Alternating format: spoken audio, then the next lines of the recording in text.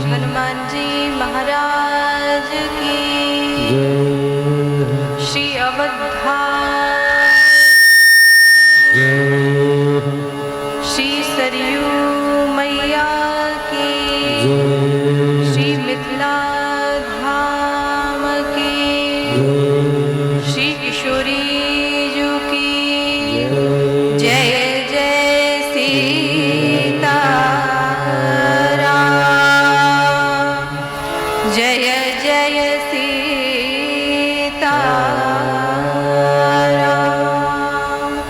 जय जय सीताराम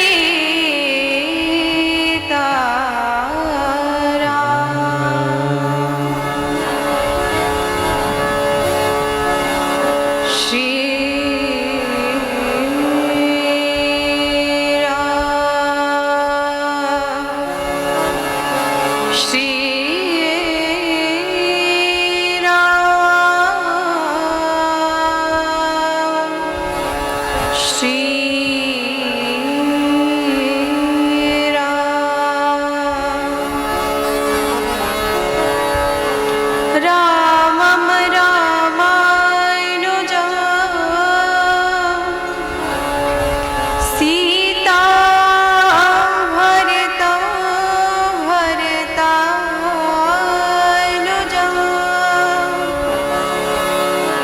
सुग्रीवं वायुसूनुजं प्रणमामि पुनः पुनः प्रणमामि पुनः पुनः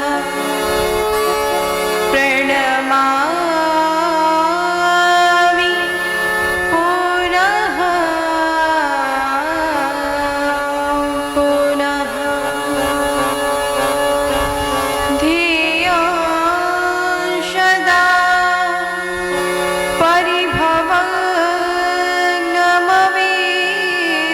परिभवग्नमभीष्टदोहं तीर्थास्पदं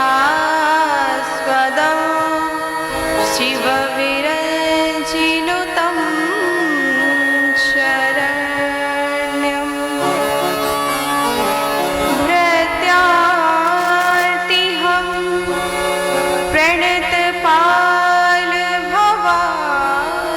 प्रणतपालभवाविभूतं वन्दे महापुरुषुते चरणारविन्दं वन्दे विदेहतनया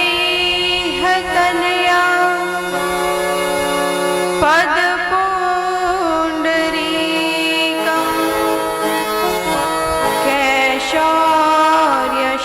कैशौर्यशौरभसमा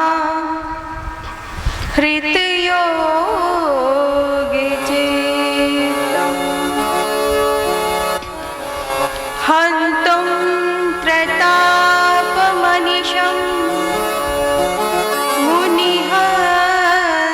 मुनिहंससेव्यं सनमानिशालि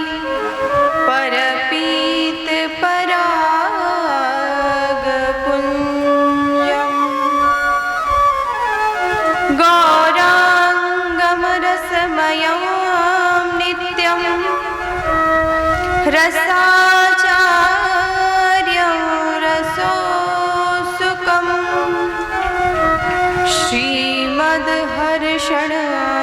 श्रीमद्हर्षणदेवाख्यं शतगुरुं प्रणमाम्यहम्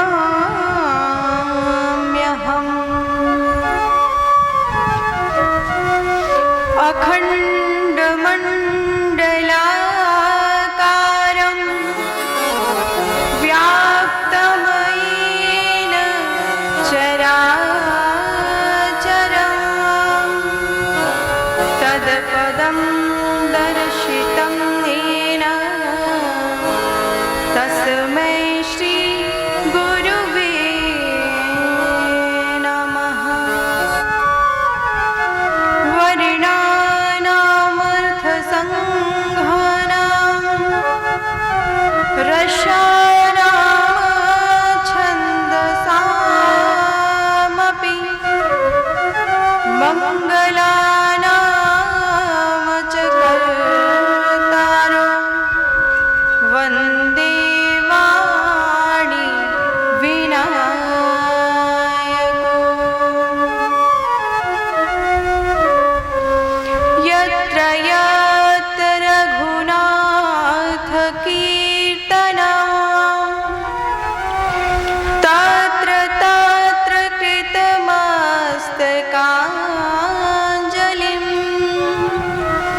वास्ववारि परिपूर्णलोचनं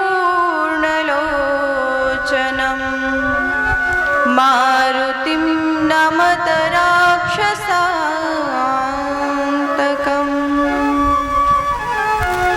बोली भक्तवत्सल भगवान की जय। श्री किशोरी जो की श्री मिथिला धाम की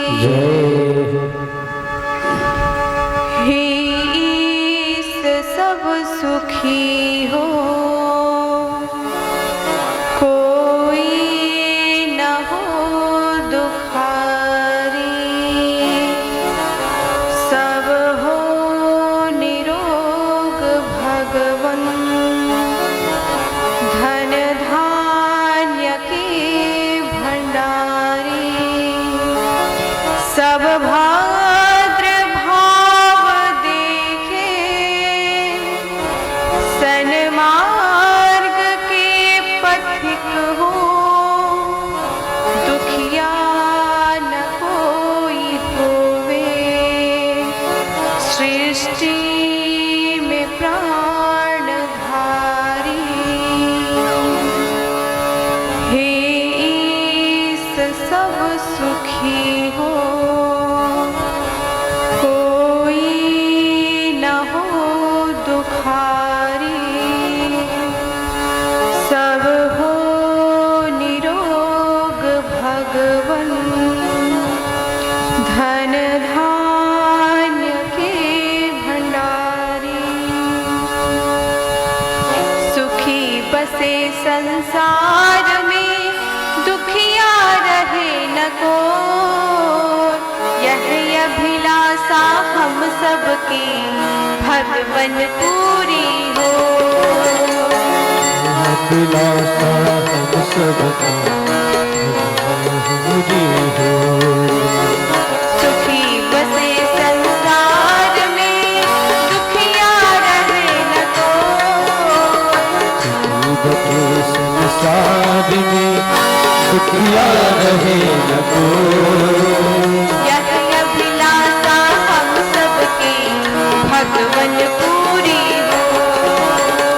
यह अभिलाषा हम सबकी पूरी हो। विद्या बुद्धि तेज बल सबके भीतर हो, दुनिया जो टूटे जीवन सबके भीतर हो, दूरभूत धन धान्य से वंचित रहे न को, धान से वंचित रहे न को, आपकी भक्ति प्रेम से मन होवे भरपूर, आपकी भक्ति प्रेम से मन तुझे भरपूर, आपकी भक्ति प्रेम से मन होवे भरपूर, आपकी भक्ति प्रेम से मन तुझे भरपूर, भाग देश से चित मेरा को तो भागे दो, रात डोट जो है मेरा तो भागे दो,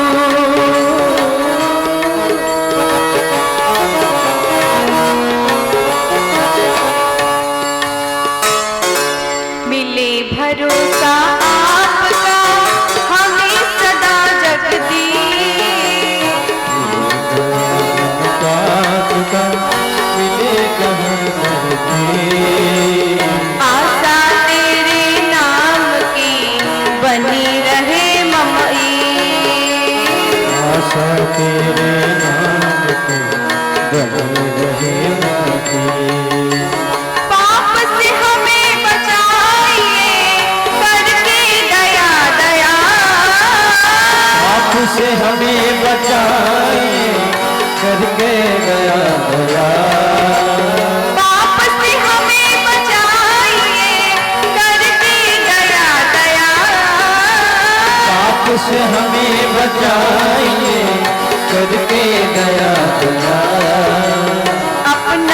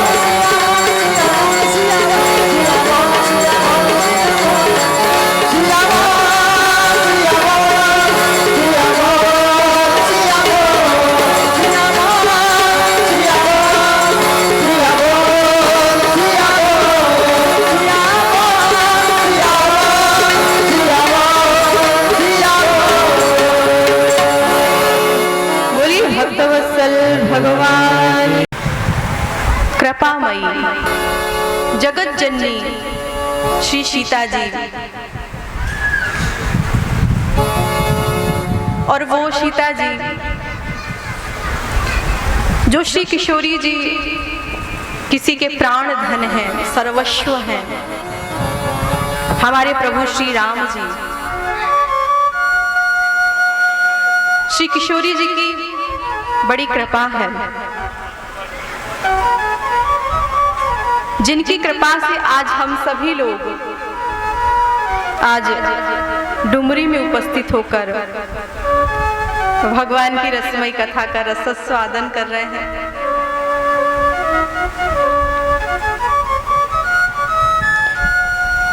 इस कथा के जितने भी आयोजक हैं, जितने भी भक्त हैं, सब किशोरी जी के ही भक्त हैं। इसमें कोई ऐसे सामान्य नहीं है कि जो भगवान से दीक्षित ना हो, भगवान के मंत्र ना लिए हो, सरकार से दीक्षित ना हो। जितने भी इस कथा में आयोजक भक्त हैं वो सभी सरकार से दीक्षित हैं, महल सरकार से दीक्षा ले रखी है और श्री किशोरी जी को बहुत स्नेह, बहुत प्रेम करते हैं। ऐसे भक्तों के द्वारा यह आयोजन आपकी इस डुमरी में आपके समक्ष श्री राम जानकी मनोकामना मंदिर, जो इस व्यास पीठ से ही साक्षात दर्शन श्री किशोरी जी दे रही हैं, भगवान राम जी दे रहे हैं। ऐसे प्रभु के चरणों में बार बार प्रणाम। और जितने भी हमारे इस कथा के आयोजक हैं, जो श्री किशोरी जी के चरित्र का श्रवण कर रहे हैं, भगवान राम जी के कथा का श्रवण कर रहे हैं, उन सभी को इस व्यासपीठ से बहुत बहुत साधुवाद, बहुत बहुत धन्यवाद। क्योंकि ये मेहनत 1, 2, 4 महीने, साल, 2 साल की नहीं है, कई साल की है। 1, 2 साल की नहीं है, कई सालों की परिश्रम है, मेहनत है, प्रयास है, जो आज आपके समक्ष इतना भव्य भगवान श्री राम की कथा, श्री किशोरी जी की कथा आपके इस ग्राम डुमरी में प्रारंभ हुआ है। और आज इस कथा का द्वितीय दिवस है, दूसरा दिन है। इस कथा के सर्वे सर्वा जिनके सानिध्य से, जिनकी कृपा से यह कथा, यह राम कथा प्रारंभ हुई है, हमारे श्री महल सरकार, श्री जनकपुरी के महाराज श्री, उनके चरणों में सत प्रणाम, सत प्रणाम है। आज इस कथा के द्वितीय दिवस में हम सभी लोग प्रवेश करते हैं। भगवान श्री राम की कथा हम सभी लोग श्रवण कर रहे हैं, सीता जी की कथा श्रवण कर रहे हैं। सीता जी के ही परम भक्त हैं, जिनका नाम क्या है? श्री हनुमान जी महाराज। सीता जी, राम जी बहुत ज्यादा प्रेम किसी से करते हैं, तो वो किससे करते हैं? हनुमान जी से। और वैसे देखा जाए तो 24 घंटा उनके साथ में कोई रहने वाला है, तो वो कौन है? बोलिए। लक्ष्मण जी। लक्ष्मण जी 24 घंटा रहते हैं। यहाँ तक कि जब उनका वन गमन हुआ तब भी उन्होंने छोड़ा नहीं, और उनके साथ ही वो थे। पर जब हनुमान जी मिले ना, तो भगवान राम जी पता है क्या कह रहे हैं? ते मम प्रिय लक्ष्मण से दूना। ते मम प्रिय लक्ष्मण ते। विचार करिए, आप किसी की सेवा में 24 घंटा रहते हैं, सेवा करते, उनका देखभाल करते 24 घंटा। यहाँ तक कि उनके लिए आपने अपनी नींद छोड़ दी है, खाना पीना छोड़ दिया है, सब कुछ छोड़ा है। लक्ष्मण जी ने सब कुछ छोड़ा ना, सोए नहीं 14 वर्ष, कुछ खाया नहीं, कुछ पिया नहीं, फल तक नहीं खाया उन्होंने। लक्ष्मण जी ने इतनी सेवा की, सेवा इतनी हुई, और हनुमान जी आते हैं। हनुमान जी के आते ही भगवान राम जी क्या कहते हैं? ते मम प्रिय लक्ष्मण ते दूना। लक्ष्मण जी तो प्रिय है, मुझे बहुत प्रिय है, मैं बहुत स्नेह करता हूँ, बहुत प्रेम करता हूँ, पर लक्ष्मण से भी दुगना मैं तुमसे प्रेम करता हूँ। विचार करिए आप, 2 मिनट नहीं हुआ हनुमान जी को आए हुए। हनुमान जी किष्किंधा कांड में आते हैं, जब सुग्रीव से मित्रता होती है। भगवान राम जब शबरी से मिलकर आगे बढ़ते हैं, तब हनुमान जी आते हैं। और लक्ष्मण जी तो बचपन से उनके साथ में है ना? पर हनुमान जी को क्या कह रहे हैं? यहाँ ही बात खत्म नहीं हुई, बात इसके आगे भी बढ़ गई। इसके आगे बात बढ़ी। कहाँ बढ़ी? जब भरत जी थे और भगवान राम थे और हनुमान जी थे, तो भगवान राम क्या कह रहे हैं भरत जी से? भरत भाई, हे भरत, कपिसी उरीन हम नहीं, ना ना ना। हे भरत, कपिसी उरीन हम नहीं, मैं ऋणी हूं। भगवान राम किसके ऋणी हैं? फटाफट बोलिए। भगवान राम किसके ऋणी है? हनुमान जी के। और भरत से कह रहे हैं, भरत मैं पूरी जिंदगी में, पूरे जीवन में मैं कभी हनुमत से मैं कभी भी उऋण नहीं हो सकता। भरत जी ने कहा, भैया ऐसी कौन सी बात है हनुमान जी में कि आप उऋण नहीं हो सकते? कोई तो उपाय, कोई विधि कुछ तो होगा। राम जी ने कहा हाँ भरत, एक उपाय है। कौन सा उपाय? यदि हनुमान जी अपनी शादी कर ले। हनुमान जी शादी किए हैं, बोलिए। पर कई ग्रंथों में तो ऐसा मिलता है कि हनुमान जी ने किया है, एक पुत्र भी है, और एक आध दो ग्रंथ में ऐसा है कि शादी नहीं किया है, परंतु जब वो पताल लोक जा रहे थे तो उनके पसीने जब गिरता है पसीना, तो उसको एक मछली ग्रहण कर लेती है, पी जाती है, उसके पेट में चला जाता है, जिसके द्वारा हनुमान जी का एक पुत्र भी होता है। वर्णन आता है, रामचरितमानस में तो ऐसा कोई वर्णन नहीं है। और आप भी जानते होंगे, हम भी जानते हैं कि भगवान हनुमान जी क्या है। आप बोल भी दीजिए, ऐसी भी क्या जिद है कि नहीं बोलना है। हनुमान जी क्या है? बाल ब्रह्मचारी, कोई शादी ब्याह नहीं, ब्रह्मचारी है। तो हनुमान जी को भी एक पुत्र है। राम जी ने कहा, हनुमान ने शादी नहीं किया है, पर हनुमान जी शादी कर ले, और शादी करने के बाद इनकी पत्नी को राक्षस चुरा के ले जाए। जैसे मेरी पत्नी को रावण चुरा कर ले गया है, वैसे इनकी पत्नी को राक्षस चुरा के ले जाए, और मैं इनकी पत्नी का पता करूं, फिर युद्ध करूं, युद्ध होने के बाद इनकी पत्नी में इनको ही वापस करूं, तो जाकर मैं उर्ण हो सकता हूं, अन्यथा कपि से उर्ण हम नहीं, हम उर्ण नहीं है। तो भगवान राम जी के जो परम भक्त हैं, परम मित्र हैं, वो कौन है? श्री हनुमान जी महाराज। और हनुमान जी की कृपा गोस्वामी तुलसीदास जी के भी ऊपर हुई है, जिनकी हम राम कथा श्रवण कर रहे हैं। गोस्वामी तुलसीदास जी महाराज, उनके ऊपर भी हनुमान जी की बहुत बड़ी कृपा है। राम जी से मिलाने वाले कोई है तो वो कौन है? हनुमान जी महाराज। राम मिलाई राज्य पद दीना, राम जी से मिलाते हैं और राज्य भी देते हैं। गोस्वामी तुलसीदास जी जब उन्होंने रामचरितमानस की रचना नहीं की थी, उस समय जब वो गृहस्थ जीवन जिया करते थे, उस समय गोस्वामी तुलसीदास जी शौच के लिए जाते थे। तो एक लोटे में पानी लेके जाते हैं, पहले के लोग लोटे में पानी लेकर गए, शौच करने के लिए खेत में जाते थे, शौचालय नहीं था घर में, बाहर वो गोस्वामी तुलसीदास जी जाते थे, एक लोटा पानी लेकर जाते थे। शौच में नित्य क्रिया करने के बाद जब वो शौच का जो जल बचता था, वो क्या करते थे? एक पेड़ में डाल दिया करते थे उस जल को, पानी को, और वो रोज ऐसा करते थे, जो पानी बचे, जो जल बचे, वो उसी पेड़ में डाल देते थे।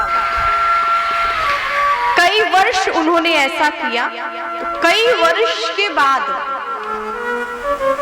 एक प्रेत, एक भूत गोस्वामी तुलसीदास जी के सामने प्रकट हो गया। प्रेत समझते ना? प्रेत, भूत, अपने यहाँ क्या बोलते? भूत ही बोलते ना।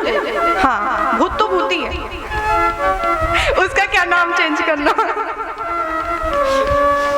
तो भूत प्रकट हो गया उस पेड़ से, और उस भूत ने कहा कि तुम वरदान मांग लो, तुमको क्या चाहिए, तुम जो मांगोगे मैं दे दूंगा। अब गोस्वामी जी सोचने लग गए, इससे क्या मांगू मैं, ये क्या देगा मुझे। विचार करके गोस्वामी तुलसीदास जी ने कहा, यदि देना है तो बस एक ही कृपा कर दो कि तुम राम जी का दर्शन मुझे करा दो, और मुझे कुछ नहीं चाहिए। आप विचार करें कि आपके सामने भूत प्रकट हो तो आप क्या करेंगे? सबसे पहले भागेंगे। ये आया कहां से? भागेंगे ना, कैसे भी इसे पीछा छुड़ाओ भाई, नहीं तो पकड़ पकड़ लिया तो वही बाल वाल खोले और बस शुरू हो गए। जिसके ऊपर भूत आता है उसकी स्थिति तो यही हो जाती है ना, बाल वाल खोले और गोल गोल राउंड राउंड पूरा गोल गोल घूम लिया, वो भूत आ गया, भूत आ गया। उसको देखकर दो चार माताएं और खोल लेते हैं, हम मेरे ऊपर भी आ गया।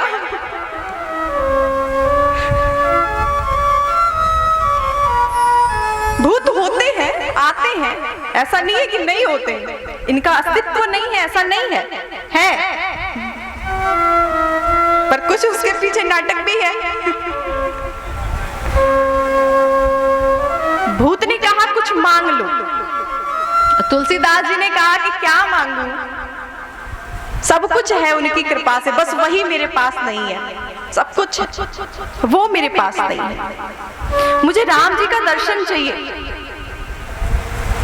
भूत ने कहा यदि राम जी का दर्शन हम कर लें, यदि राम जी का दर्शन हम कर लेंगे तो यहाँ पे पेड़ पे थोड़ी ना लटके रहेंगे, मेरी पहुंच यदि राम जी तक है तो मैं यहाँ पेड़ पे थोड़ी ना लटका रहूंगा, मैं तो फिर कहीं और रहूंगा।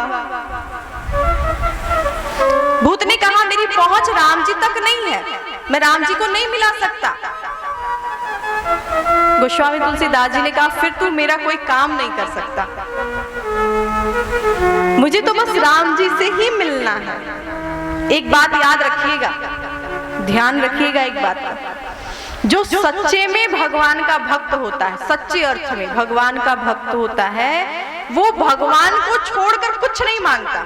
मांगेगा? बोलिए, भगवान के सामने आप जाके ये कहेंगे कि हे भगवान हमें नाती पोता हो जाए, हा? हमें बबुआ हो जाए, नुन्नू हो जाए, बोलिए ना ना, ये मांगने की चीज है भगवान से। मांगना भी हर किसी को नहीं आता। भगवान के सामने जाकर क्या मांग रहे हो? नुन्नू मांग रहे हो, बबुआ मांग रहे हो, शर्म आनी चाहिए। भगवान के सामने जाके क्या मांग रहे हो? धन मांग रहे हो कि हे भगवान मेरा धन खूब हो, पड़ोसी से ज्यादा हो जाए, ये मांग रहे हो?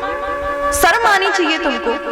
बिना मांगे तो तुम्हें सब कुछ दिया है, अब कितना मांग मांग के मंगता बन रहे हो? हाँ, बिना मांगे उन्होंने सब कुछ दिया, अब क्या मांगना उनसे? भगवान हमें क्यों नहीं मिलते? क्योंकि हम भगवान को नहीं मांगते, भगवान से मांगते हैं। भगवान को मांगते, कभी आप मंदिर में जाएं, राम जानकी मंदिर है, यहाँ पे जाके आपने कभी बोला है प्रभु आप मुझे मिल जाओ, मुझे कुछ नहीं चाहिए, मुझे कुछ नहीं चाहिए मतलब नहीं चाहिए, कोई समझौता नहीं, कुछ नहीं, मुझे क्या चाहिए? मुझे आप ही चाहिए बस, और कुछ भी नहीं चाहिए। आपने कभी मांगा प्रभु आप मुझे मिल जाए? एक तू ना मिला तो पूरी दुनिया मिली भी तो क्या? पूरी दुनिया भगवान आपको दे दे, परमात्मा पूरी दुनिया आपको दे और एक परमात्मा आपको ना मिले तो क्या मतलब है पूरे संसार की वस्तुओं का? क्या अर्थ है उसका?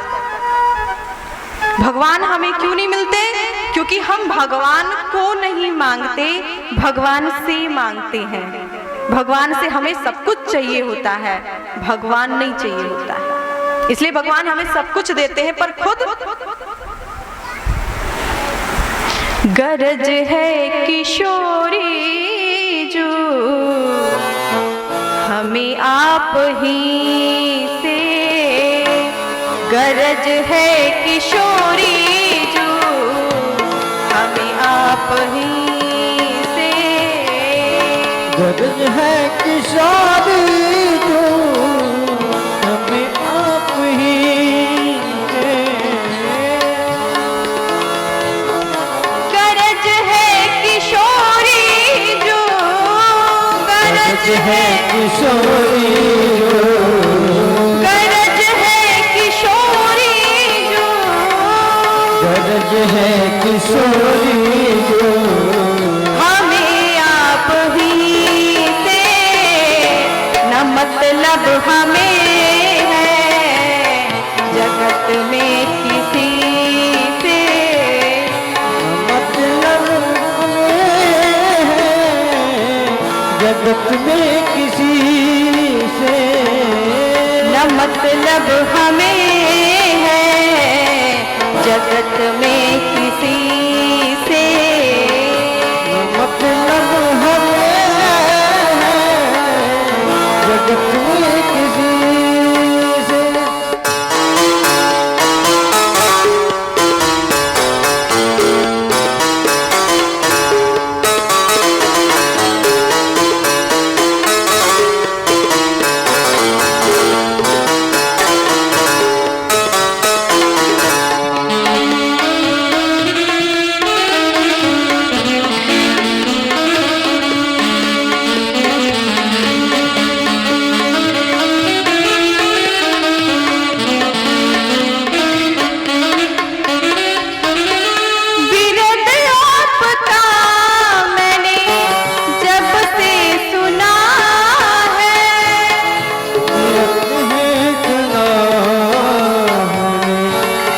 जगत ही सुना है। बिरद आपका मैंने जब से सुना है।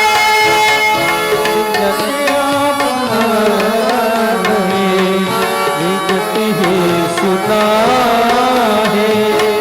लगन लग गई है, लगन लग गई है, लगन लग गई है, लगन लग गई है। मिलन की तभी से गरज है किशोरी जो हमें आप ही से। लगन है किशोरी जो हमें आप ही से।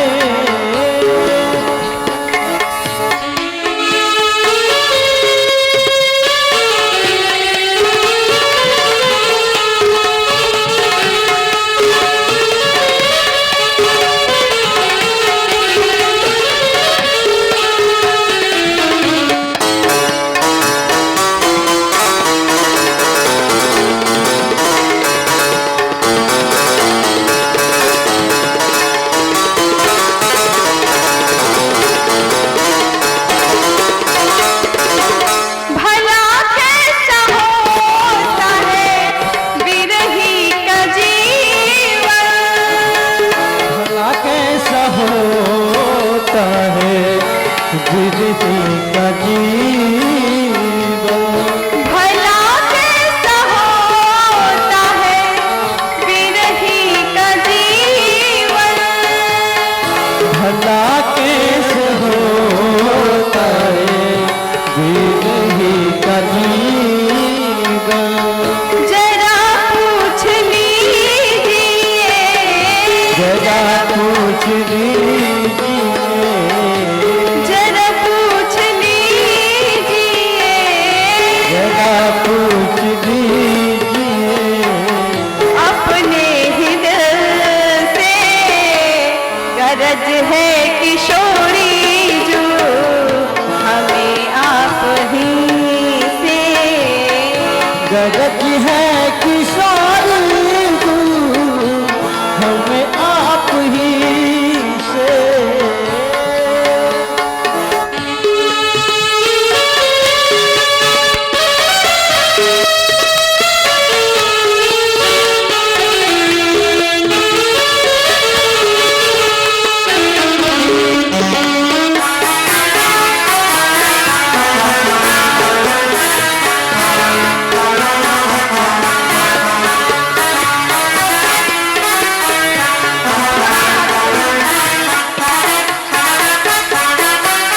यही एक जीवन का प्रण है हमारा, यही एक जीवन का तन है हमारा। यही एक जीवन का प्रण है हमारा। यही एक जीवन का तन है हमारा। मिलेंगे किसी दिन, मिलेंगे किसी दिन, मिलेंगे किसी दिन, मिलेंगे किसी दिन। सिया स्वामनी से गरज है किशोरी जो हमें आप ही से। गरज है किशोरी जो हमें आप ही से। गरज है किशोरी जो हमें आप ही से। गरज है किशोरी जो हमें आप ही से। गरज है किशोरी जो हमें आप ही से। बोलिए श्री किशोरी जी की। जय। श्री किशोरी जी हमें क्यों प्राप्त नहीं हो पाती है? क्यों? क्योंकि हम किशोरी जी को नहीं चाहते हैं, हम किशोरी जी से चाहते हैं। और जब जिस भक्त का ये भावना हो जाए, गरज है किशोरी जी हमें आप ही से, न मतलब हमें है जगत में किसी से। जब आपका मतलब सारे जगत से हट जाएगा तो फिर किशोरी जी आपको अपना अवश्य बना लेंगे। श्री सीता जी अवश्य आपको अपना भक्त बना लेंगे। उनकी कृपा, उनका वात्सल्य आपके ऊपर अवश्य होगा यदि आप सारे जगत के प्रपंच को छोड़कर उनकी शरण में जाएं। तो गोस्वामी तुलसीदास जी ने कहा कि मुझे भगवान से मिलना है। भूत ने कहा कि भगवान से कैसे मिलोगे? यदि भगवान तक मेरी पहुंच होती तो मैं यहाँ पेड़ पे लटका नहीं होता, मैं खुद भगवान के पास चला जाता। इतना तो जरूर है कि जिसकी पहुंच भगवान तक है, भगवान राम जी तक है, जो राम जी के परम भक्त हैं, हम उनसे आपको मिलवा सकते हैं, उनसे हम मिला देंगे। हनुमान जी का जैसे पता बताया तो गोस्वामी तुलसीदास जी ने कहा ठीक है, जो राम जी के परम भक्त हैं हनुमान जी, उनसे चलकर मिलाओ। भूत ने कहा मेरी इतनी सामर्थ्य नहीं है कि मैं हनुमान जी तक पहुंच जाऊं। क्यों? क्योंकि भूत पिशाच निकट नहीं आवे, महावीर जब नाम सुनावे। भूत पिशाच दूर ही रहते उनसे। एक बार बोल दो हनुमान जी की जय तो भूत कोसों दूर भाग लेते। उनके नाम लेने से मैं भाग जाऊं, मैं उनके पास पहुंच पाऊंगा? मेरी सामर्थ्य है, इतनी क्षमता है मेरे अंदर कि मैं हनुमान जी तक पहुंच जाऊं? नहीं है। गोस्वामी तुलसीदास जी ने कहा फिर दर्शन कैसे होगा, वो मिलेंगे कैसे?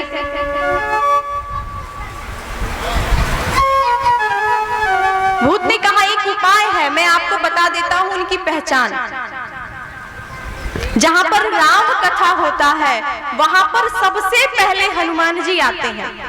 सबसे पहले जब कोई नहीं आया होता है उस समय हनुमान जी महाराज आते हैं और कथा समाप्त होने के बाद, विश्राम लेने के बाद सबसे अंत में वो जाते हैं। सबसे अंत में बैठते कहाँ हैं?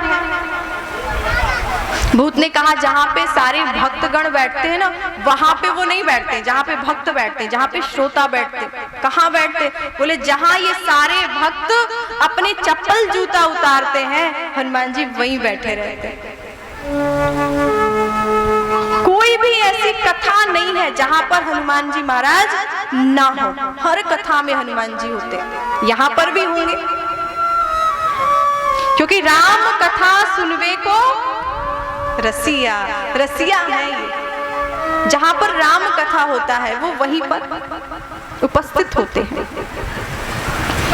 गोस्वामी तुलसीदास जी गए, देखा है सबसे पहले कौन आता है, सबसे बाद में कौन जाता है। जब उन्होंने देखा कि एक व्यक्ति है, कोढ़ी व्यक्ति, जिसके पूरे शरीर में कोढ़ हो चुका है, पूरे शरीर में क्या हो गया है? घाव, फोड़ा। अपने यहाँ क्या कहते हैं? हाँ? क्या कहते हैं? किसी के शरीर में घाव हो जाए, घाव ही बोलते हैं। अच्छा, बहुत ऐसे शब्द हैं जो अपनी अयोध्या और मिथिला से मिलती जुलती है ना। बहुत सारे शब्द ऐसे हैं। तो घाव, पूरे शरीर में घाव हो चुका है। जैसे वो गए, समझ गए कि ये वही हनुमान जी महाराज हैं। गोस्वामी तुलसीदास जी उस कोढ़ी व्यक्ति के पैर पकड़ लिए, महाराज आप मुझे कृपा कीजिए, भगवान राम से मिला दीजिए, मेरे ऊपर दया कीजिए।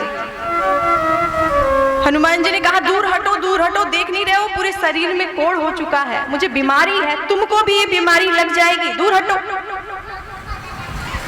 गोस्वामी तुलसीदास जी ने कहा, प्रभु यही तो चाहता हूं कि आपकी बीमारी मुझे भी लग जाए। ये बीमारी मुझे भी चाहिए, मुझे लगानी है बीमारी, चाहिए मुझे। हनुमान जी ने बहुत दूर किया, बहुत हटाया, बहुत डांटा, पर गोस्वामी तुलसीदास जी नहीं हटे। नहीं हटे तो नहीं हटे, मुझे दर्शन चाहिए। भगवान का दर्शन, भगवान की प्रेम की प्राप्ति बिना हटके नहीं होती है। भक्ति, जो व्यक्ति भक्त होता है उसको हट करना पड़ता है। प्रभु मुझे आपका दर्शन चाहिए, मतलब चाहिए, कोई समझौता नहीं, कुछ नहीं चाहिए। एक माँ का छोटा सा बालक कोई हो, छोटा सा बालक, और वो रोना शुरू कर दे, रोना शुरू, माँ क्या करती है, पहले उसको खाने के लिए कुछ देती है, कुछ खा ले, उसको खिलौना देती है, ले खिलौना खेल, वो उसको भी फेंक दे। माँ उसको कुछ खाने के लिए दे, वो खाने को भी फेंक दे। तो अंत में माँ क्या करती है, सब मना मना के थक जाती है, तो अंत में उसको गोद में उठाती है, उसे लाड प्यार करती है, उसको दूध पिलाती है कि ऐसे चुप नहीं होगा। जैसे माँ का काम है ना, यही काम भगवान का भी है। वो क्या करते हैं, आपको पहले उलझा देते हैं, खिलौना दे देते हैं, गाड़ी ले लो, बंगला ले लो, धन ले लो, घर ले लो, संपत्ति ले लो, उलझ जाओ। यदि आप उलझ गए तो भगवान अपने काम में उलझ जाते हैं, चुप है। यदि आपने उस चीज को फेंक दिया, नहीं मुझे नहीं चाहिए, ये रखिए, मुझे चाहिए नहीं, बिल्कुल नहीं चाहिए, तो फिर भगवान क्या करते हैं, कुछ खाने पीने की वस्तु दे देते, ले खा, भूख लगा होगा, कुछ खा पी लो। आपने उसको भी हटा दिया, नहीं प्रभु मुझे ये भी नहीं चाहिए। जब भगवान समझ जाते हैं ये हटीला है, ये हट कर लिया है, ये मानेगा नहीं, तब अंत में जाकर भगवान स्वयं उसके सामने आते, वो पहले नहीं आते। भगवान देख लीजिए, आप कोई भी ग्रंथ आप पढ़ ले, उस ग्रंथ में पहली बार भगवान किसी को नहीं मिले, सहज नहीं मिले हैं, बहुत परिश्रम करना पड़ा है, बहुत तपस्या करना पड़ा है। भगवान के आने के पहले कितने बार ब्रह्मा विष्णु महेश आए हैं, उसके बाद जाके भगवान आए, पहले नहीं आए। तो जिस भक्त को भगवान का दर्शन करना होता है उसको हट करना पड़ता है, नहीं प्रभु मुझे आपका दर्शन चाहिए, मुझे आप ही चाहिए, मुझे कुछ नहीं चाहिए, केवल आप। गोस्वामी तुलसीदास जी ने कहा नहीं चलेगा, आपकी बातों में हम उलझने वाले नहीं हैं, मुझे भगवान का दर्शन चाहिए। हनुमान जी समझ गए कि ये बहुत हटीला भक्त है। हनुमान जी ने बताया कि चित्रकूट जाओ, वही घाट पे भगवान राम जी रोज आते हैं, दर्शन करते हैं, स्नान करते हैं, चंदन अपने मत्थे लगाते हैं, जाओ वहां जाने के बाद दर्शन अवश्य हो जाएगा। आज गोस्वामी तुलसीदास जी महाराज चित्रकूट जाते हैं। चित्रकूट गए, और जैसे ही चित्रकूट गए, अकेले नहीं गए, साथ में हनुमान जी को भी लेकर गए कि मैं पहचानूंगा कैसे कि ये भगवान है। तो हनुमान जी भी सहयोग कर रहे हैं गोस्वामी तुलसीदास जी का। तो हनुमान जी ने क्या किया कि एक तोता का वेश धारण किया है, और हनुमान जी महाराज एक जगह बैठ गए हैं, देख रहे हैं क्या हो रहा है, भक्त और भगवान की लीलाएं देख रहे हैं, क्या कर रहे हैं प्रभु। प्रभु गोस्वामी तुलसीदास जी के पास आते हैं, और वो चंदन घिस रहे थे, और उस चंदन को लेकर मत्थे लगाया है गोस्वामी तुलसीदास जी को भगवान राम जी ने, पर गोस्वामी तुलसीदास जी उनको पहचान नहीं पाए, और जैसे नहीं पहचाने हनुमान जी बोल बैठे, चित्रकूट के घाट पे भाई संतन की भीड़, तुलसीदास चंदन घिसे, तिलक देता रघुवीर। गोस्वामी तुलसीदास समझ गए यही प्रभु है, बस तुरंत पैर पकड़ लिए, प्रभु आज मेरा जीवन धन्य हो गया, आपकी कृपा, आपका दर्शन मुझे प्राप्त हुआ।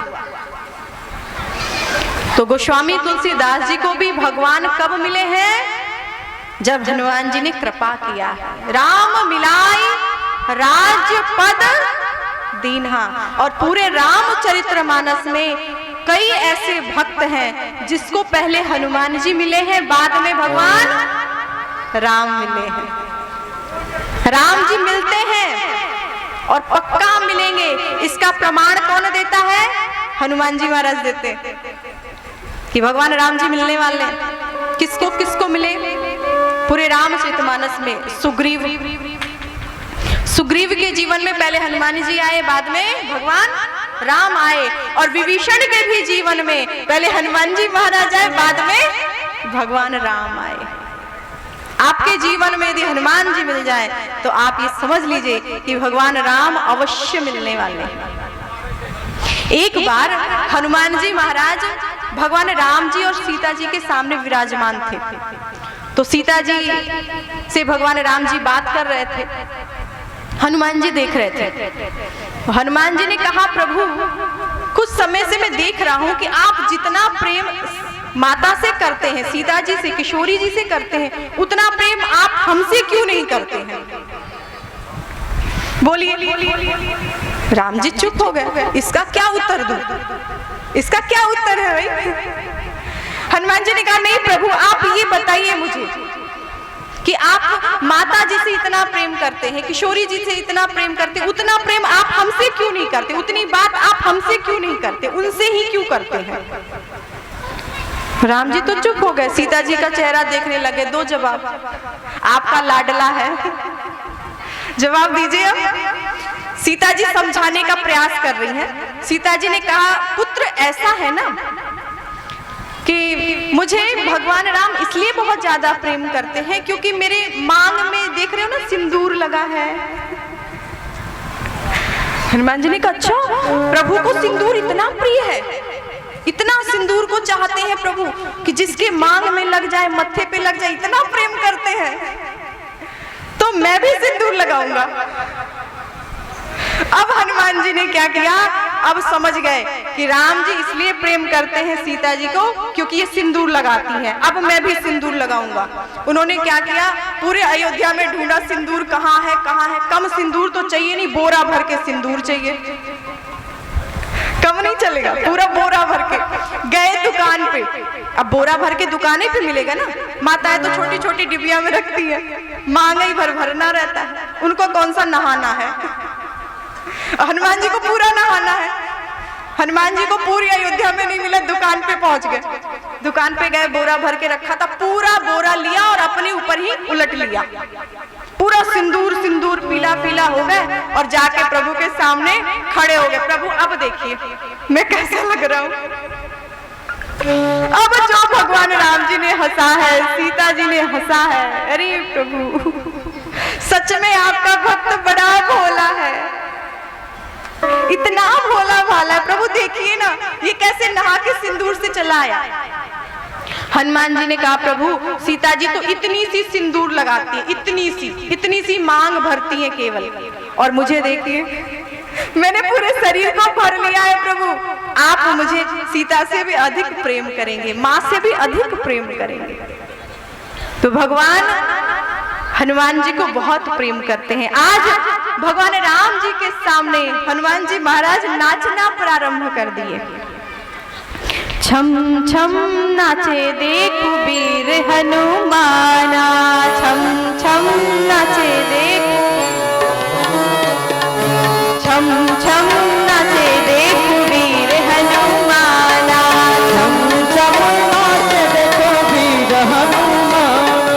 कहते हैं लोग इन्हें राम का दीवाना, कहते हैं लोग इसे राम का दीवाना, कहते हैं लोग इन्हें राम का दीवाना, कहते हैं लोग इसे राम का दीवाना।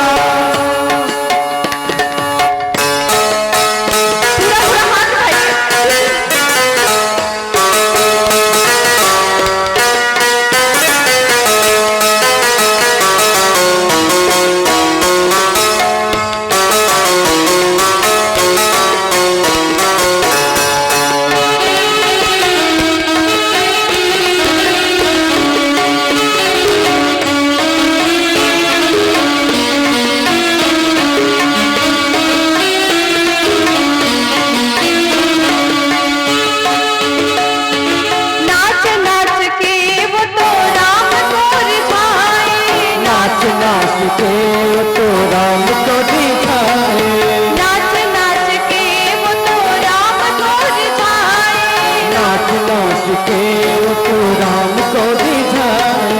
देख प्यारे हनुमत प्रभु मुस्काए, देख प्यारे हनुमत प्रभु मुस्काए, देख प्यारे हनुमत प्रभु मुस्काए, देख प्यारे हनुमत प्रभु मुस्काए। भक्तों में भक्त बड़ा, भक्तों में भक्त बड़ा मेरा हनुमाना, छम छम नाचे देख वीर हनुमाना, छम छम नाचे देखो वीर हनुमान, छम छम नाचे देख वीर हनुमाना, छम छम नाचे देखो वीर हनुमान। कहते हैं लोग इन्हें राम का दीवाना, कहते हैं लोग इसे राम का दीवाना।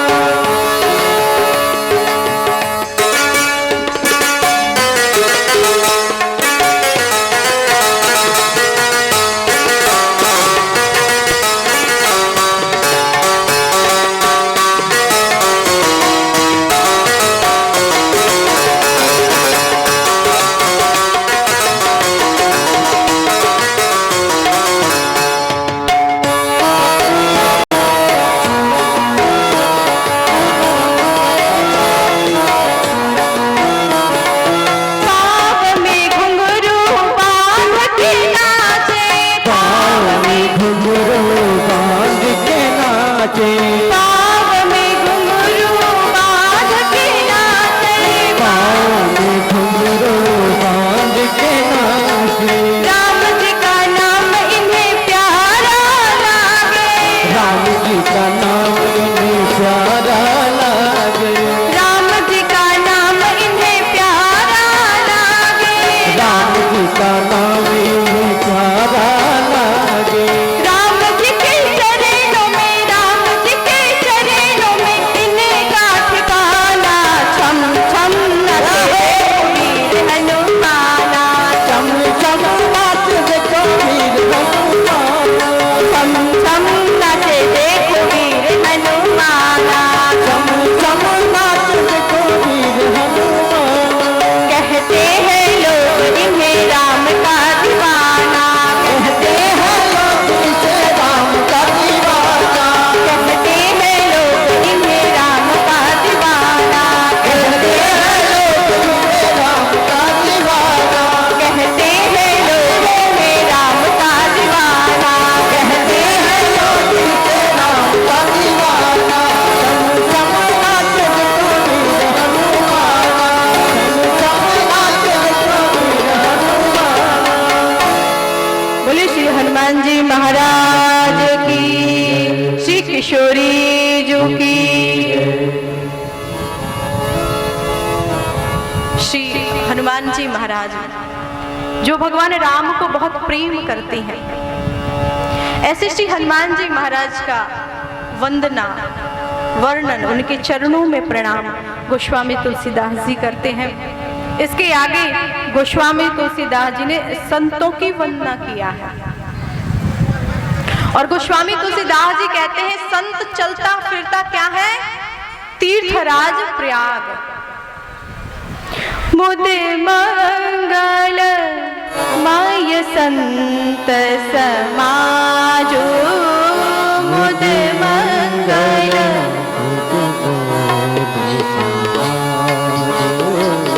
मुद मंगल माय संत समाजो,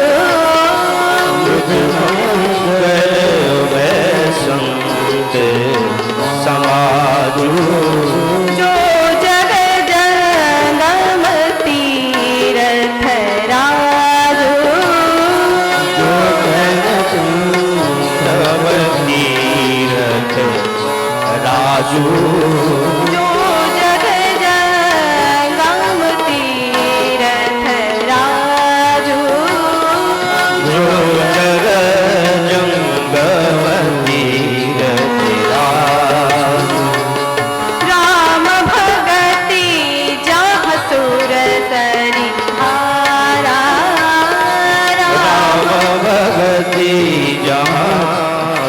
सरी धारा।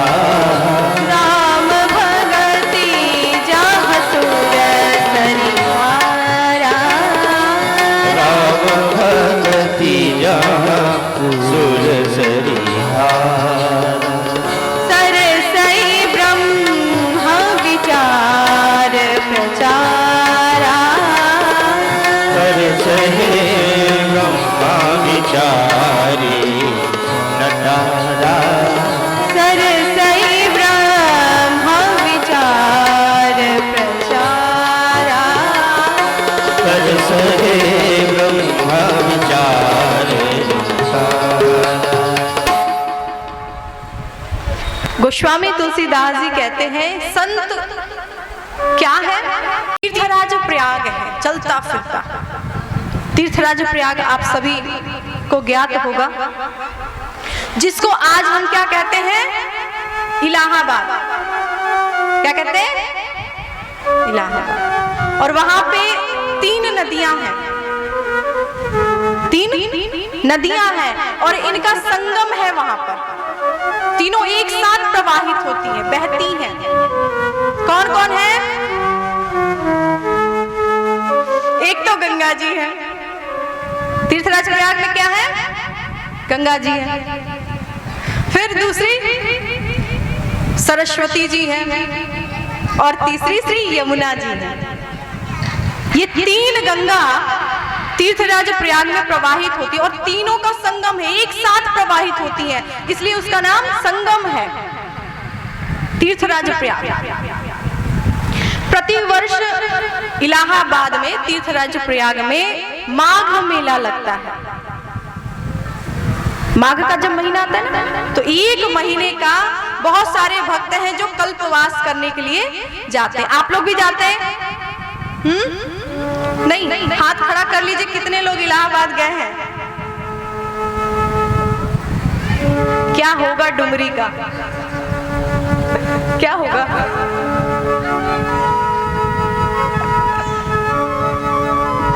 आपको ये लगता होगा रे हमें जाने की जरूरत क्या है, हमारे घर तो सीता जी छथिन की जाई छी, यहाँ सीता जी अब जो भी मतलब छथिन, वो जो भी लगाना हो। हम तो सीता जी की नगरी के हैं, सीता जी ने यहाँ जन्म लिया है, प्रकट होकर आई हैं, हम क्यों जाएं? हम तो पूर्ण नर नारी सुबह सुचि संता है, धर्मशील है, ज्ञानी गुणवंता, हम क्यों जाएं? पर नहीं, जाना चाहिए। आप में बहुत सारे भक्त हैं जो गए भी हैं और बहुत सारे ऐसे भी हैं जो नहीं भी गए हैं, क्योंकि कुछ भक्त ऐसे हैं जिन्होंने हाथ खड़ा किया था।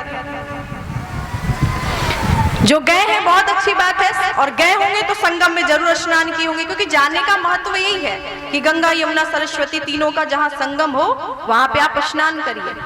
किसी और तीर्थ में आप चले जाइए, 1 नदियां मिलेंगी, हाँ या नहीं? यदि आप अयोध्या चले जाइए तो 1, कौन? सरयू जी। काशी बनारस चले जाओ, भगवान शंकर जी की नगरी, हर हर महादेव की नगरी, वहां कौन? गंगा जी, अकेले गंगा जी हैं। वृंदावन मथुरा चले जाओ तो 1 यमुना जी। आप जहां भी जाते हैं 1 का ही दर्शन होता है, 1 में आप स्नान करते हैं। पर आप यदि तीर्थराज प्रयाग में जाते हैं तो तीनों का दर्शन, तीनों में स्नान, ये सब आपको प्राप्त होता है, इसलिए जाना चाहिए। संत के हृदय में क्या है? संगम है। कैसा संगम? राम भक्ति रूपी गंगा जी प्रवाहित होती है। राम भक्ति जहां सुर सरी धारा, राम भक्ति मानो गंगा जी है। जिस संत के हृदय में राम भक्ति है, इसका अर्थ है उसके हृदय में गंगा जी है। और ब्रह्म ज्ञान रूपी सरस्वती जी, जिस साधु के अंदर, जिस संत के अंदर ब्रह्म ज्ञान हो, वो मानो उसके अंदर सरस्वती जी हैं। और कर्म कांड रूपी श्री यमुना जी, ये तीन गुण जिस संत में, जिस साधु में विराजमान होता है, वो साक्षात चलता फिरता तीर्थराज प्रयाग ही है। ऐसे संत की वंदना किए हैं। और तीर्थराज प्रयाग में एक बड़े महान संत रहते हैं जिनका नाम है श्री भरद्वाज मुनि। भरद्वाज मुनि बसहि प्रयागा,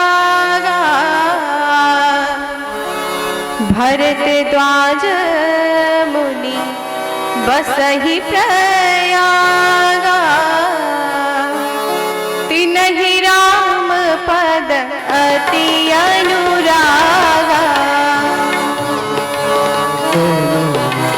बसहि प्रयागा तन्हि राम तापस समदम दया निधाना, परमारथ पथ परम सुजाना।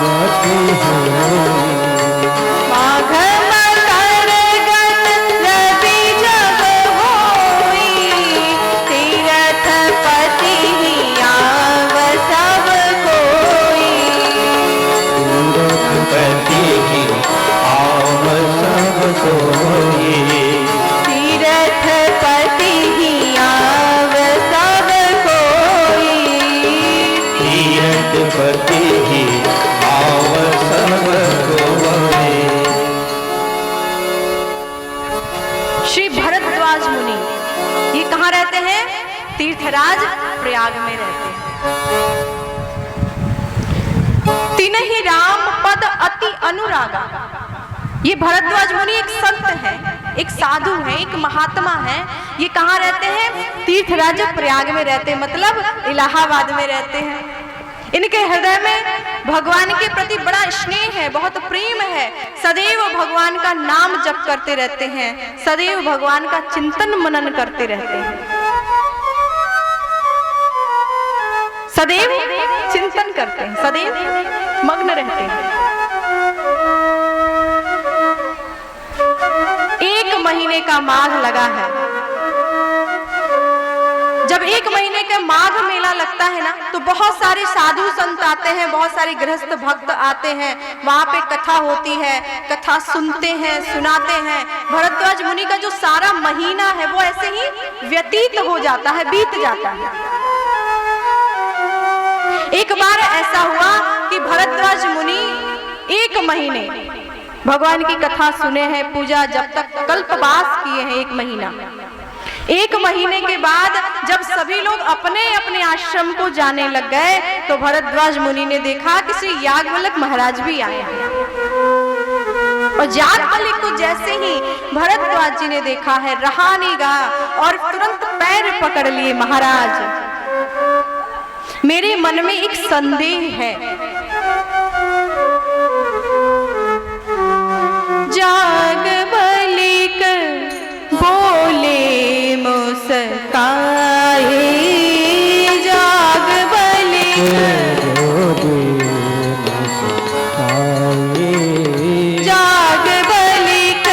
बोले मुस्काए,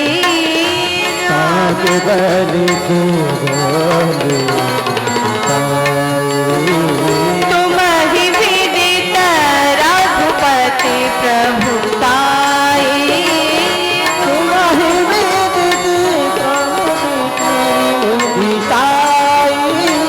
पूछे रघुपति कथा प्रसंगा,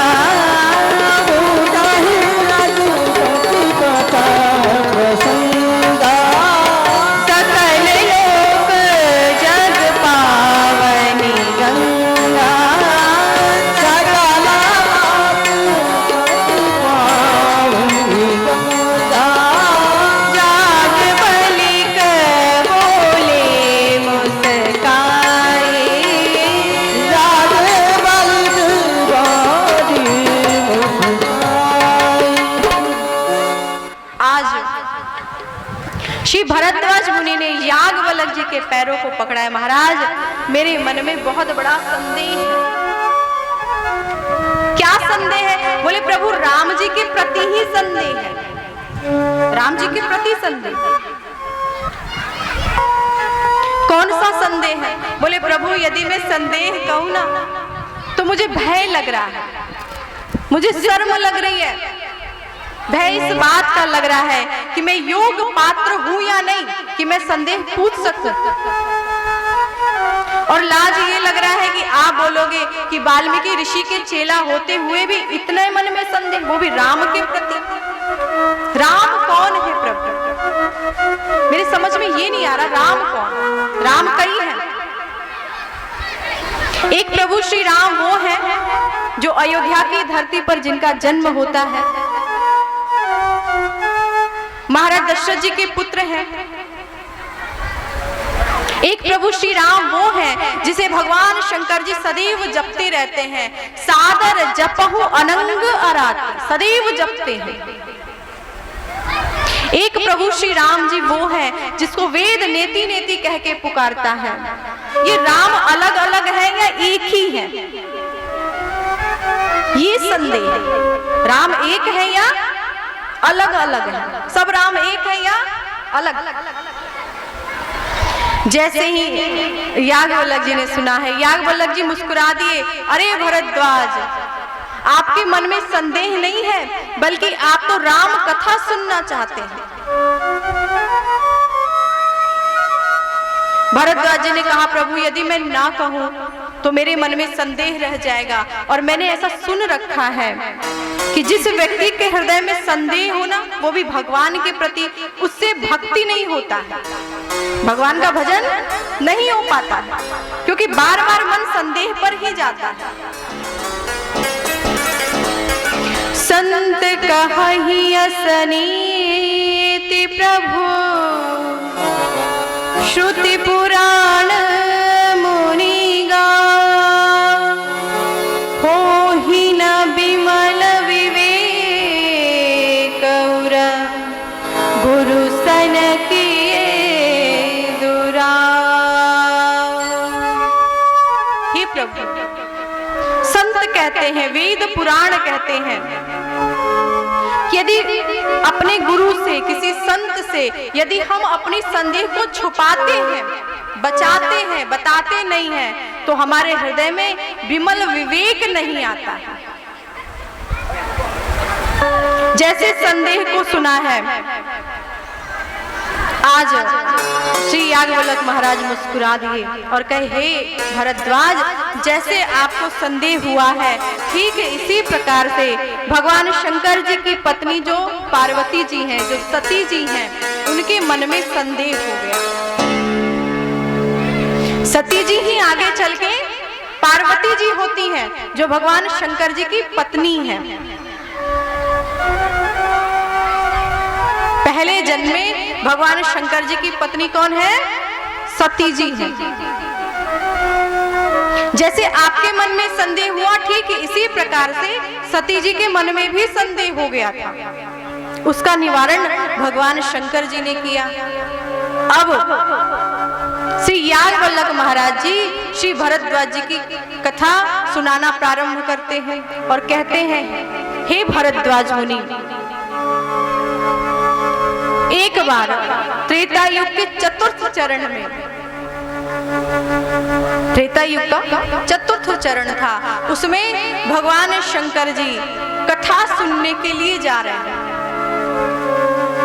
एक बार त्रेता युग माही, एक बार त्रेता युग शंभु गए कुंभ ऋषि पाही। एक बार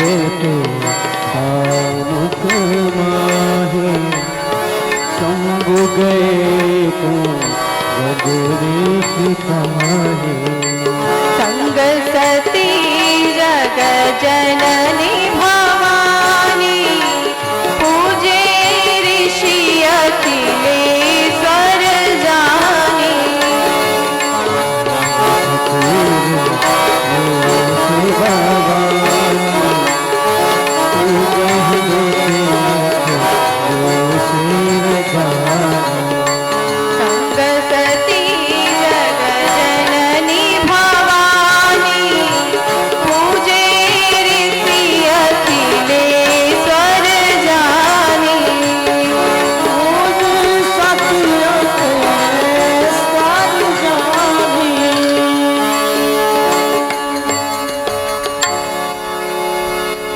बार त्रेता युग में भगवान शंकर जी अगस्त जी के पास कथा सुनने के लिए जाते हैं।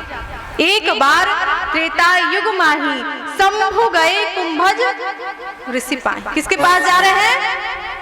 कुंभज ऋषि के पास। कुंभज किसको कहते हैं? जिसका जन्म घड़े से हुआ हो उसका नाम कुंभज है। जिसको जन्म देने वाली घड़ा हो। कुंभज ऋषि का जन्म देने वाली घड़ा है। घड़ा से इनकी उत्पत्ति हुई है। और भगवान शंकर जी कौन है? भगवान शंकर जी साक्षात समुद्र है। कृपा सिंधु शिव परम अगाधा। ऐसे भगवान शंकर जी, जो भगवान शंकर जी समुद्र हैं, ऐसे भगवान शंकर जी कथा सुनने के लिए कहाँ जा रहे हैं? घड़े के पास जा रहे हैं। घड़े के पास। किसी ने पूछा भी, प्रभु आप क्यों जा रहे हैं कथा सुनने के लिए? आप स्वयं राम कथा जानते हैं। भगवान शंकर जी ने खुद रचि महेश निज मानस राखा। स्वयं उन्होंने राम कथा की रचना किया है। उसके बाद भी आज वो कथा सुनने के लिए जा रहे हैं। क्यों जा रहे हैं? तो भगवान शंकर जी ने कहा कि जो कुंभज ऋषि है ना, इनका एक नाम अगस्त ऋषि है। क्या नाम है? अगस्त ऋषि। और ये ऐसे ऋषि हैं जिन्होंने 3 चुल्लू में ही पूरे समुद्र को पी गए थे। एक बार अगस्त ऋषि समुद्र के किनारे ठंडी के समय धूप ले रहे थे। अगस्त जी ने देखा कि एक चिड़िया आती है और वो चिड़िया अपनी चोंच में मिट्टी भर भर के उस समुद्र में डालती है। अब आप विचार करें कि यदि चिड़िया अपने चोंच में मिट्टी भरेगी तो कितना आएगा? चिड़िया आ भी गई और उसके चोंच में यदि मिट्टी हो तो कितना मिट्टी? इतना सा, बहुत थोड़ा। उस थोड़े से मिट्टी को लेकर वो समुद्र में डाल रही थी। 1 घंटा हुआ, 2 घंटा, 4, 5, 10 घंटा, बहुत देर से अगस्त ऋषि देख रहे थे। तो अगस्त ऋषि को सहन नहीं हुआ। अगस्त ऋषि ने कहा कि अरे चिड़िया, तुम इस समुद्र में मिट्टी क्यों डाल रही हो? चिड़िया ने कहा, स्वामी प्रभु,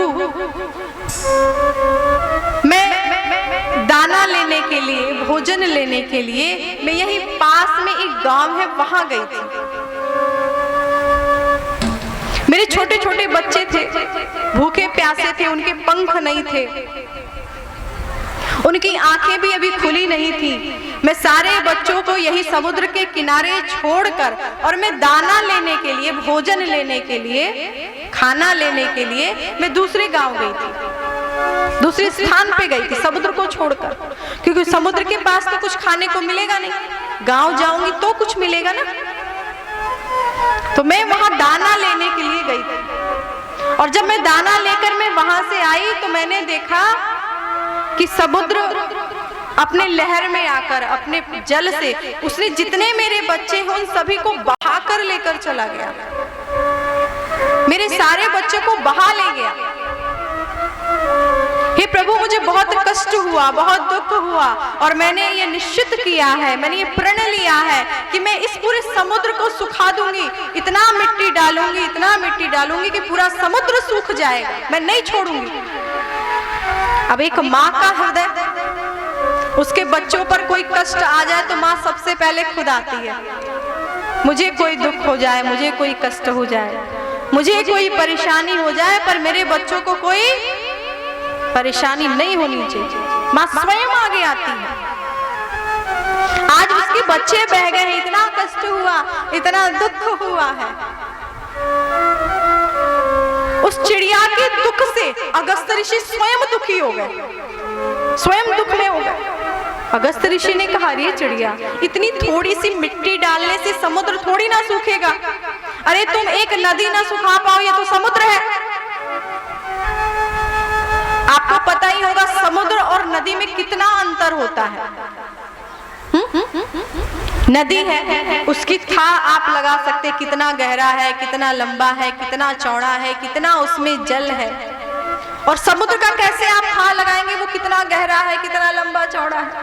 समुद्र के एक किनारे पे आप खड़े होते हैं, दूसरा किनारा आपको नजर नहीं आता है, देख सकते आप अपने एक आंख से, इन दोनों आंखों से आप एक किनारे पे खड़े हैं समुद्र के, और दूसरा किनारा आपको नजर नहीं आ रहा है। इतना लंबा चौड़ा है, इतना गहरा है, उसको नापा नहीं जा सकता है। दुनिया के समस्त नदियां सूख सकती हैं, सूखा पड़ जाए तो सूख सकती हैं, परंतु कभी भी समुद्र सूखा नहीं करते। इस समुद्र को कैसे सुखाओगी? अगस्त्य ऋषि को भी कष्ट हुआ, और अगस्त्य ऋषि ने क्या किया, समुद्र के पास गए और 3 चुल्लू उन्होंने पिया है। और जैसे 3 चुल्लू पिया, पूरा समुद्र अगस्त्य ऋषि के अंदर ही चला आया, पूरा समुद्र अगस्त्य ऋषि पी गए। शंकर भगवान ने कहा कि वो अगस्त्य ऋषि हैं, कुंभज ऋषि, जिन्होंने 3 चुल्लू में पूरे समुद्र को पी गए। आज भगवान शंकर जी ऐसे अगस्त्य ऋषि के पास कथा सुनने के लिए जा रहे हैं। एक बार त्रेतायुग माही, एक बार त्रेतायुग माही, शंभु गए कुंभज ऋषि पाही। युग माही, शंभु गए कुंभज ऋषि पाही। संग सती जग जननी भवानी, पूजे ऋषि अखिलेश्वर जानी। संग सती भवानी, पूजे गए ईश्वर जानी। संग सती जग जननी भवानी, पूजे ऋषि अखिलेश्वर जानी। संग सती ईश्वर जानी, पूजे गए के पास समुद्र के किनारे, कहाँ कैलाश पर्वत और कहाँ पंचवटी, समुद्र के किनारे उधर अगस्त्य ऋषि के पास कथा सुनने जा रहे।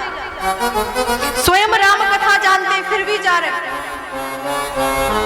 क्योंकि हृदय में जब प्यास होती है ना कथा के प्रति, सत्संग के प्रति, भगवान के प्रति, तो कितना भी दूर हो, कहीं भी हो, भक्त वहां पहुंच ही जाता है, वो पहुंच जाएगा।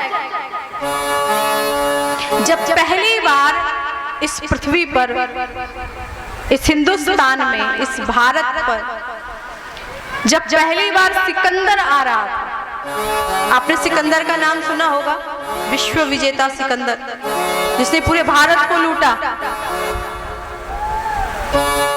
सिकंदर जब पहली बार भारत आ रहा था, तो बॉर्डर पे ही उसको ये पता चला कि एक संत है जो बहुत अच्छे संत हैं, उनसे आशीर्वाद लेना चाहिए। तो आज सिकंदर उनसे आशीर्वाद लेने के लिए संत के पास जाता है।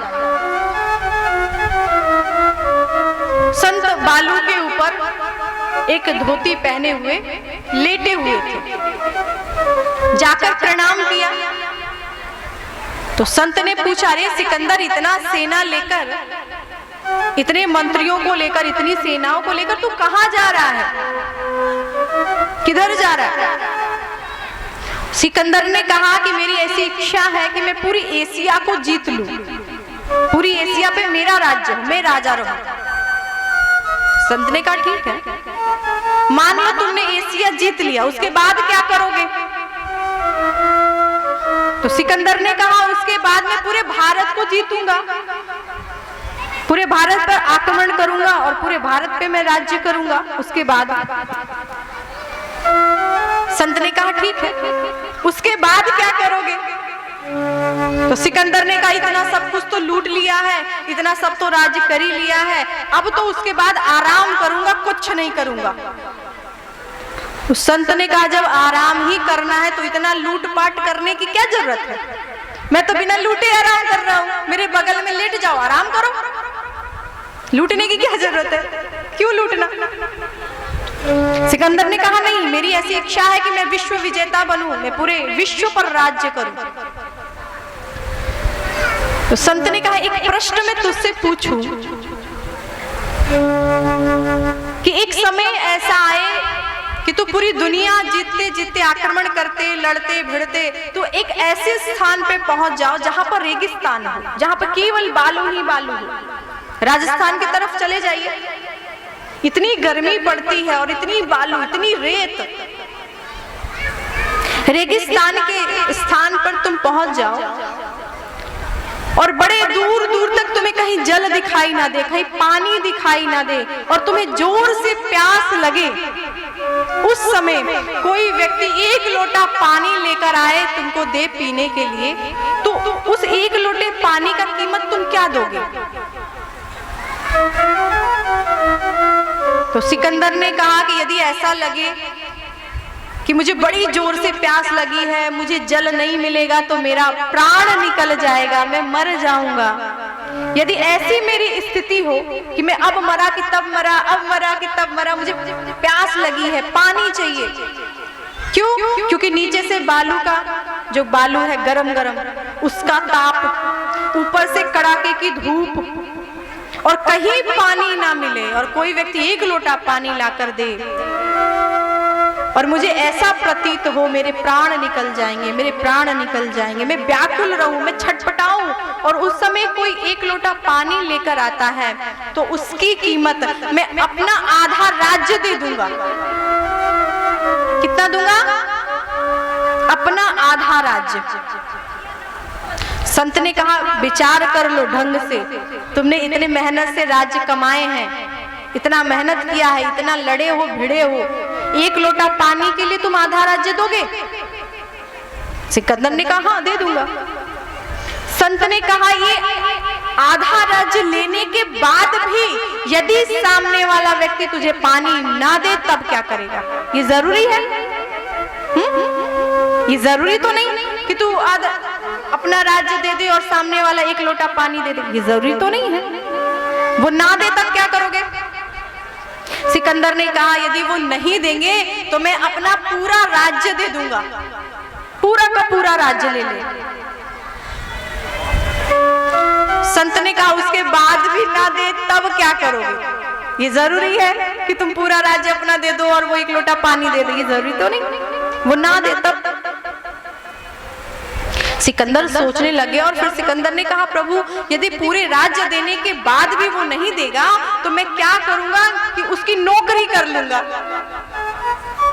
मैं कहूंगा कि जब तक मैं जिंदा रहूंगा, जब तक मेरे शरीर में प्राण रहेंगे, तब तक हम तुम्हारी नौकरी करेंगे, तुम्हारे चाकर बन के रहेंगे, नौकर बन के रहेंगे, पर मुझे वो पानी मुझे दे दे। तो हमारे जीवन में जब प्यास इस तरह से लगी हो कि सब कुछ चला जाए, यहाँ तक कि मुझे नौकरी पर भी कोई रखना चाहे तो रख ले, पर राम कथा रूपी प्यास जब आपके जीवन में आ जाए, भक्ति रूपी प्यास आपके जीवन में आ जाए, तो सब कुछ चला जाए तो चला जाए, वो मिले मतलब मिले। राम कथा रूपी प्यास जब व्यक्ति के हृदय में होता है तो पानी किसी भी कीमत पे मिले व्यक्ति अवश्य पीता है। आज वैसा ही प्यास, वैसी ही प्यास भगवान शंकर जी के हृदय में जागृत हुआ है। सर्वस्व चला जाए परंतु मुझे राम कथा मिल जाए। भगवान शंकर जी ने कहा सती तू भी मेरे साथ में कथा सुनने के लिए चलो। एक बार त्रेता युग माही, एक बार त्रेता युग माही, एक बार त्रेता युग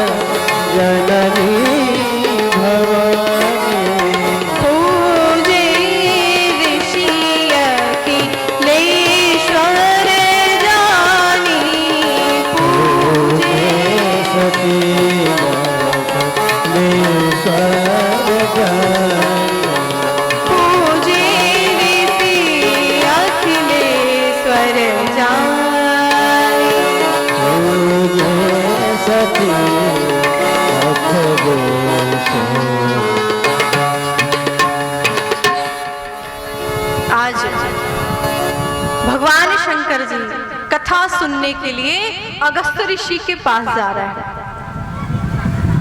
साथ में कौन है? जग जननी भवानी, सारी जगत की माता है साथ में। भगवान शंकर जी ने कहा सती आप भी कथा सुनने के लिए चलो। सती जी ने ऊपर के मन से तो कह दिया प्रभु मेरा परम सौभाग्य है कि मैं कथा सुनने के लिए अगस्त ऋषि के पास जा रही हूं, परंतु अंदर ही अंदर सोच रही हैं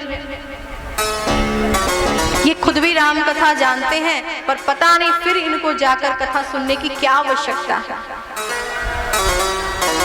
खुद तो बौराए रहते हैं भांग खाकर, एक गोला खा लिया बौरा गए, अब कथा सुनने अगस्त ऋषि के पास जा रहे हैं। अब खुद भी चलो, नहीं जाओ तो ये होगा कि पति के बात को काटती है, जाना पड़ेगा। मन तो नहीं था अंदर से जाने की, पर ऊपर से सती जी प्रसन्न है, खुश। सती जी ने कहा मेरा सौभाग्य है कि मैं आपके साथ में कथा सुनने जा रही हूँ।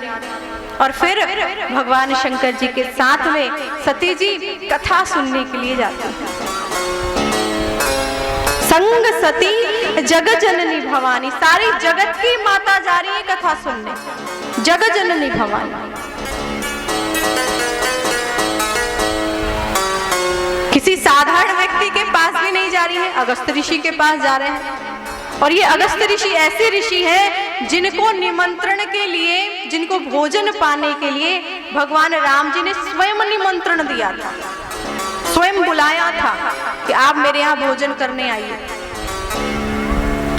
भगवान राम जी जब रावण का वध करके अयोध्या आए, राम जी जब राज्य सिंहासन पे बैठे, सीता जी विराजमान हुई, उस समय सीता जी का एक नियम था कि सीता जी रोज एक संत को बुलाती थी, एक ब्राह्मण को बुलाती थी और अपने हाथों से भोजन बनाती थी। भोजन बनाने के बाद स्वयं उनको भोजन परसती थी और भोजन वो संत खाते थे, भोजन करते थे। रोज का ये नियम था। एक दिन सीता जी ने राम जी से कहा प्रभु ऐसा कोई भी संत या साधु नहीं आता है जो भर पेट भोजन करे। जो भी संत आते हैं, जो भी साधु आते हैं, थोड़ा थोड़ा भोजन करके चले जाते हैं। और संत को ये विचार आता था कि सीता जी इतनी कोमल है, सुकोमल है, इनको क्या ज्यादा भोजन बनवाएं, थोड़ा सा भोजन करके चले जाते थे संत साधु। सीता जी ने कहा प्रभु मैं ये चाहती हूँ कि कोई ऐसा संत आए, कोई ऐसा साधु आए जो पेट भरकर भोजन करे, पेट भरकर। राम जी ने कहा हाँ सीते, कभी ऐसा भी संत कोई साधु आ जाएगा कि पेट भर के भोजन करेगा, पेट भर के खाना खाएगा, कोई ऐसा आ जाएगा। भगवान राम जी सीता जी की इच्छा को पूरा करने के लिए ध्यान किए और ध्यान में किसको बुलाए? अगस्त ऋषि को बुला लिए। राम जी ने कहा, अगस्त ऋषि आप बहुत पूजा पाठ जब तक नियम कर लिए, मैं आपको निमंत्रण देता हूँ, मेरे अयोध्या आइए और आकर भोजन ग्रहण कीजिए, भोजन करिए। अगस्त जी खुश हो गए, प्रभु बहुत दिनों से भोजन नहीं किया है, आपने निमंत्रण दिया, बस अगस्त ऋषि चले आए। प्रभु हम तो आपके सेवक हैं, आप जैसा आदेश देंगे हम वही करेंगे, हम तो आपके गुलाम हैं प्रभु, आपके मर्जी के गुलाम हैं। तेरी मर्जी का मैं हूँ गुलाम, तेरी मर्जी का मैं हूँ गुलाम, ओ मेरे अलबेले राम, तेरी मर्जी का मैं हूँ गुलाम, तेरी मर्जी का मैं हूँ गुलाम, मेरे अलबेले राम, तेरी मर्जी का मैं हूँ गुलाम, मेरे अलबेले राम, अलबेले राम मेरे अलबेले राम, अलबेले राम मेरे अलबेले राम, अलबेले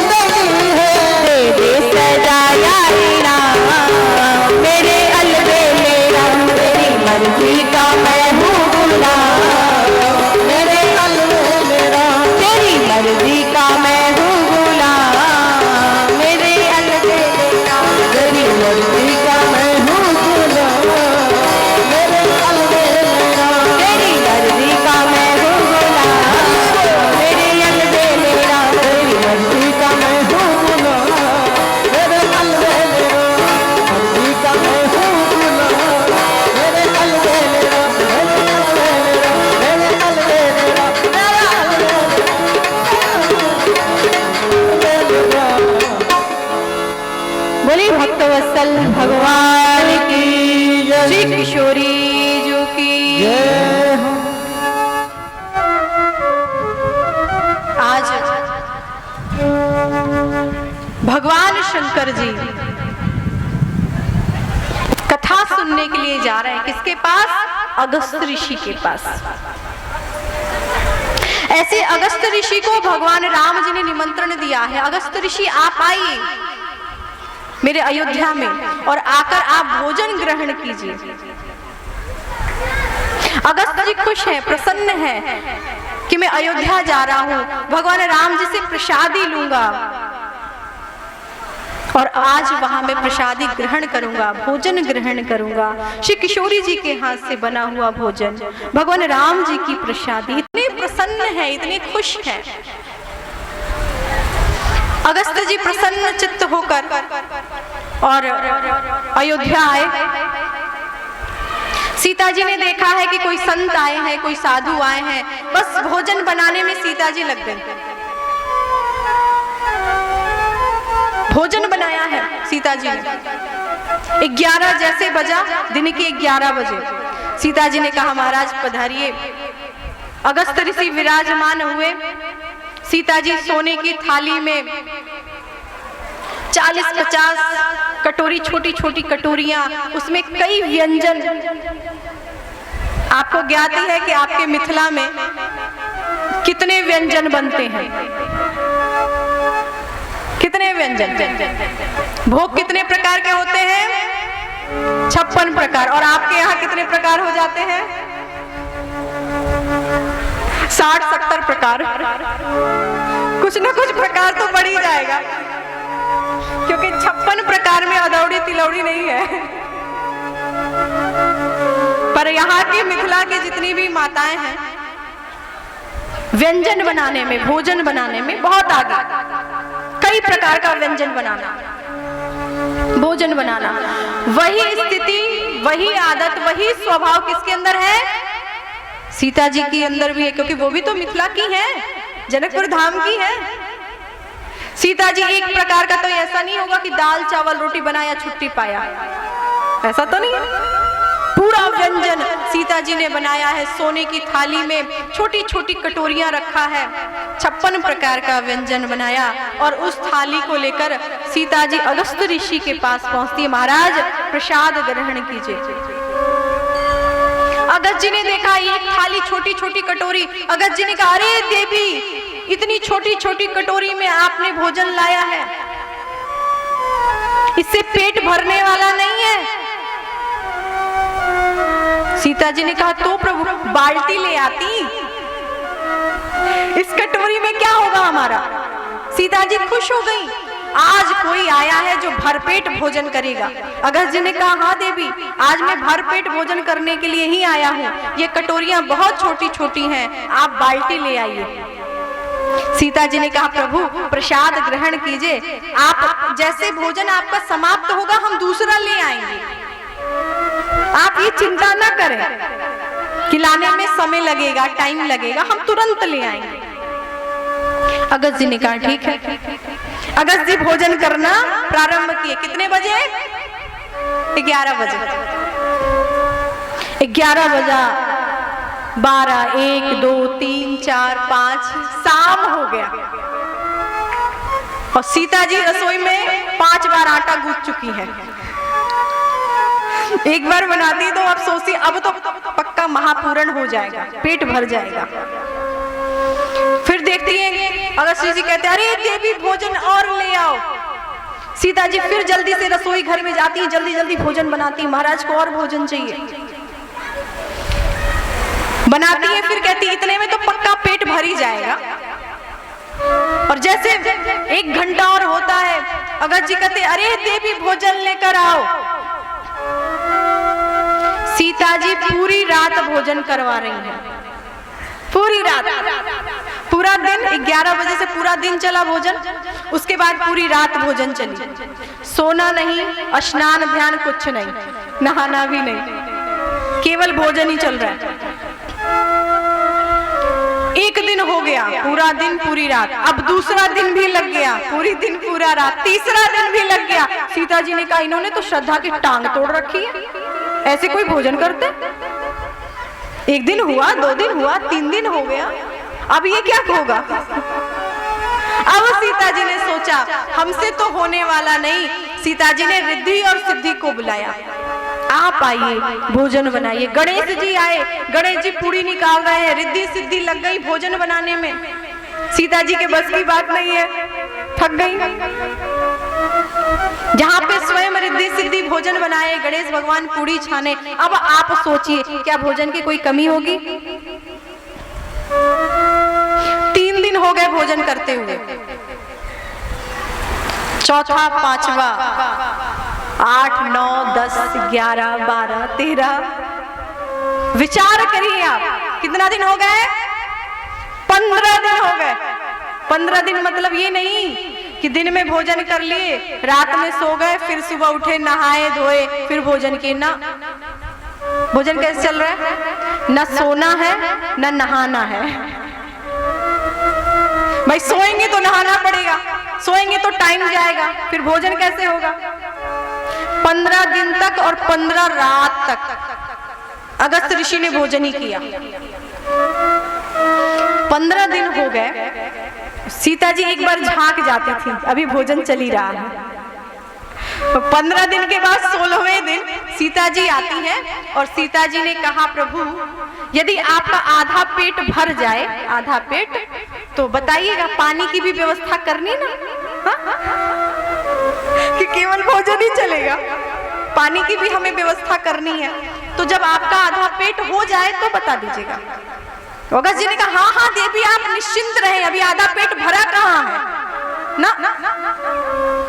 सीता जी ने कहा प्रभु जैसे भी आपकी आदेश हो, भोजन शुरू है। अब 16वें दिन सीता जी ने ये बोला, 17 दिन हो गए। सीता जी ने सोचा ये 15 दिन हो गए, अभी तक आधा पेट नहीं भरा है, कितने दिन भोजन करेंगे। दौड़ी दौड़ी राम जी के पास गए, प्रभु ये कैसे संत आ गए, ये कौन से साधु हैं, कितने दिनों से भूखे हैं, 15 दिन से अभी इनका आधा पेट नहीं भरा है। मैंने बोला है कि जब आधा पेट भर जाए तो आप बताइएगा, जल की व्यवस्था हो जाएगी, परंतु ये तो कहते हैं कि आधा भी पेट नहीं भरा है। राम जी ने कहा अच्छा सीते ऐसी बात है? बोले हाँ प्रभु। राम जी गए, अगस्त जी को देखा है, मुस्कुराए हैं, बहुत परेशान हो गई है सीता जी, कुछ तो कृपा कीजिए प्रभु। अगस्त जी भी मुस्कुराए। 18वें दिन, 17 दिन तो ये हो गए, एक दिन और लेकर 18वें दिन शाम के समय अगस्त ऋषि ने जोर से डकार ली। सीता जी हाथ जोड़े पहुंच गई, प्रभु कोई आदेश? अगस्त जी ने कहा हाँ देखो डकार आई है, भोजन आधा हो चुका है, अब आप पानी की व्यवस्था कर दीजिए। आपने बोला था कि आधे पे पानी मिलेगा, तो अब पानी की व्यवस्था कर दीजिए। सीता जी दौड़ी दौड़ी गई, प्रभु बोल रहे हैं महाराज कि अब पानी की व्यवस्था कर दे, तो अब पानी पिला दे अगस्त ऋषि को। राम जी ने कहा सीते पानी पिलाने की मूर्खता मत करिएगा ना, इन्होंने जैसे खाना खाया ना, भोजन किया है 15 दिन आधा पेट, वैसे इनको पानी भी चाहिए। 1-2 बाल्टी से तो काम चलेगा नहीं, इनको ड्रम भर भर के चाहिए। पानी पिला पाएंगी आप? मुश्किल हो जाएगा, पानी पिलाएंगे दिक्कत हो जाएगा। इतना पानी आएगा कहां से? आप नहीं दे पाएंगे पानी। सीता जी ने कहा प्रभु ये तो उचित नहीं है ना, किसी संत को, किसी साधु को भोजन करा दो, वो भी आधा पेट भोजन कराओ, ऊपर से पानी भी ना दो, ये तो अच्छी बात नहीं है। राम जी ने कहा मैं उपाय करता हूँ, और राम जी पहुंच गए अगस्त जी के पास। प्रभु आपने भोजन कर लिया? हाँ। पानी की व्यवस्था, आप इस त्रेता युग में आपने भोजन किया है, द्वापर में पानी पी लीजिएगा। जिस युग में भगवान राम जी भोजन करा रहे थे वो कौन सा युग था? त्रेता युग। और द्वापर युग जब मैं कृष्ण रूप में जन्म लूंगा, और जब गोवर्धन की पूजा होती है और इंद्र भगवान क्रोधित हो जाते हैं, बारिश करते हैं, उस समय अगस्त ऋषि पहुंच जाते हैं, एक किनारे बैठ के सारा जल पी जाते हैं, जिससे कि अगस्त ऋषि पी गए तो इंद्र भगवान को ये पता नहीं चला कि पानी गया कहाँ, इतना बारिश हुआ पानी कहाँ गया। राम जी ने कहा प्रभु आप तो संत हैं, साधु हैं, एक बार ध्यान करेंगे दूसरा युग लग जाएगा। एक युग में भोजन करिए, दूसरे युग में आप जल ग्रहण कीजिए। जब द्वापर लगेगा आपको उस समय जल पिलाया जाएगा। अगस्त ऋषि यहाँ से चले जाते हैं। अगस्त ऋषि इतने महान हैं और ऐसे अगस्त ऋषि के पास कथा सुनने के लिए कौन जा रहा है? भगवान शंकर जी। एक बार त्रेतायुग माही, एक बार त्रेतायुग माही, शंभु गए कुंभज ऋषि पाही। एक बार त्रेतायुग माही, शंभु गए कुंभज ऋषि पाही। संग सती जग जननी भवानी, पूजे ऋषि अखिलेश्वर जानी। संग सती भवानी, पूजे अखिलेश्वर जानी। राम कथा मुनि बरज बखानी, सुनि महेश परम सुख मानी। सुनि महेश परम सुख मानी। सुनि महेश परम सुख मानी। महेश परम सुख मानी। आज भगवान शंकर जी कथा सुनने के बाद कुछ दिनों के बाद भगवान शंकर जी यहाँ से विदा लेते हैं। मुनि सन विदा मांगी त्रिपुरारी, मुनि सन विदा मांगे त्रिपुरारी। चले भवन संग दक्ष कुमारी। चले भवन दक्ष कुमारी। चले भवन संग दक्ष कुमारी। चले भवन संग दक्ष कुमारी। भगवान शंकर जी ने कथा सुना, सती जी ने कथा नहीं सुना। उनको क्या था, जैसे शंकर जी को देखा ना अगस्त ऋषि तो अपने आसन से उतर गए, स्वागत सत्कार किया और जिस आसन पे अगस्त ऋषि बैठे थे उसी पे शंकर जी को बिठा दिया, स्वयं नीचे बैठे गए। ये देखकर सती के मन में चिंतन हुआ कि ये कौन से कथा व्यास है जिनको यही नहीं पता है कि श्रोता नीचे बैठते हैं, कथा व्यास ऊपर बैठते हैं। ये तो श्रोताओं को ऊपर बिठा दिए, स्वयं नीचे बैठ गए। ये कैसे कथावाचक? आप एक तरफ से विचार करें, हम जिसकी कथा कह रहे हैं वो भगवान साक्षात आ जाए तो कौन अपने आसन पे बैठा रहेगा जी? बोलिए। जिसकी हम कथा करें, भगवान राम की कथा कर रहे हैं, शंकर भगवान की कथा कर रहे हैं, किशोरी जी की कथा करें और वो साक्षात प्रकट हो जाए, वो साक्षात आ जाए तो हम अपने आसन पे बैठे रहेंगे? आप अपने आसन पे बैठे रहेंगे? ये बात सती समझ नहीं पाएंगे कि सारे जगत के पिता हैं, ये सारी जगत की माँ है। ये समझकर अगस्त ऋषि उतर गए अपने आसन से। इस बात को लेकर सती के मन में संदेह हो गया, ये क्या राम कथा सुनाएंगे? इससे अच्छी कथा तो हम ही जानते हैं, इससे अच्छी कथा हमें पता है। सती जी ने कथा नहीं सुना, भगवान शंकर जी ने कथा सुना। क्योंकि श्रोता भी 3 प्रकार के होते हैं। कितने प्रकार के?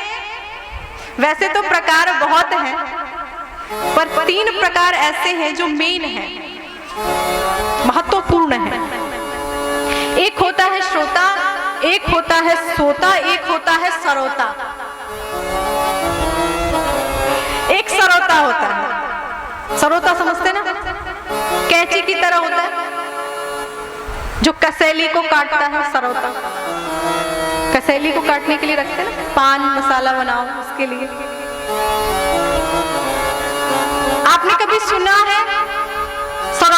जोड़ने का कभी काम किया हो? कभी भी आज तक? कैंची ने कभी आज तक कुछ जोड़ा है? हाँ,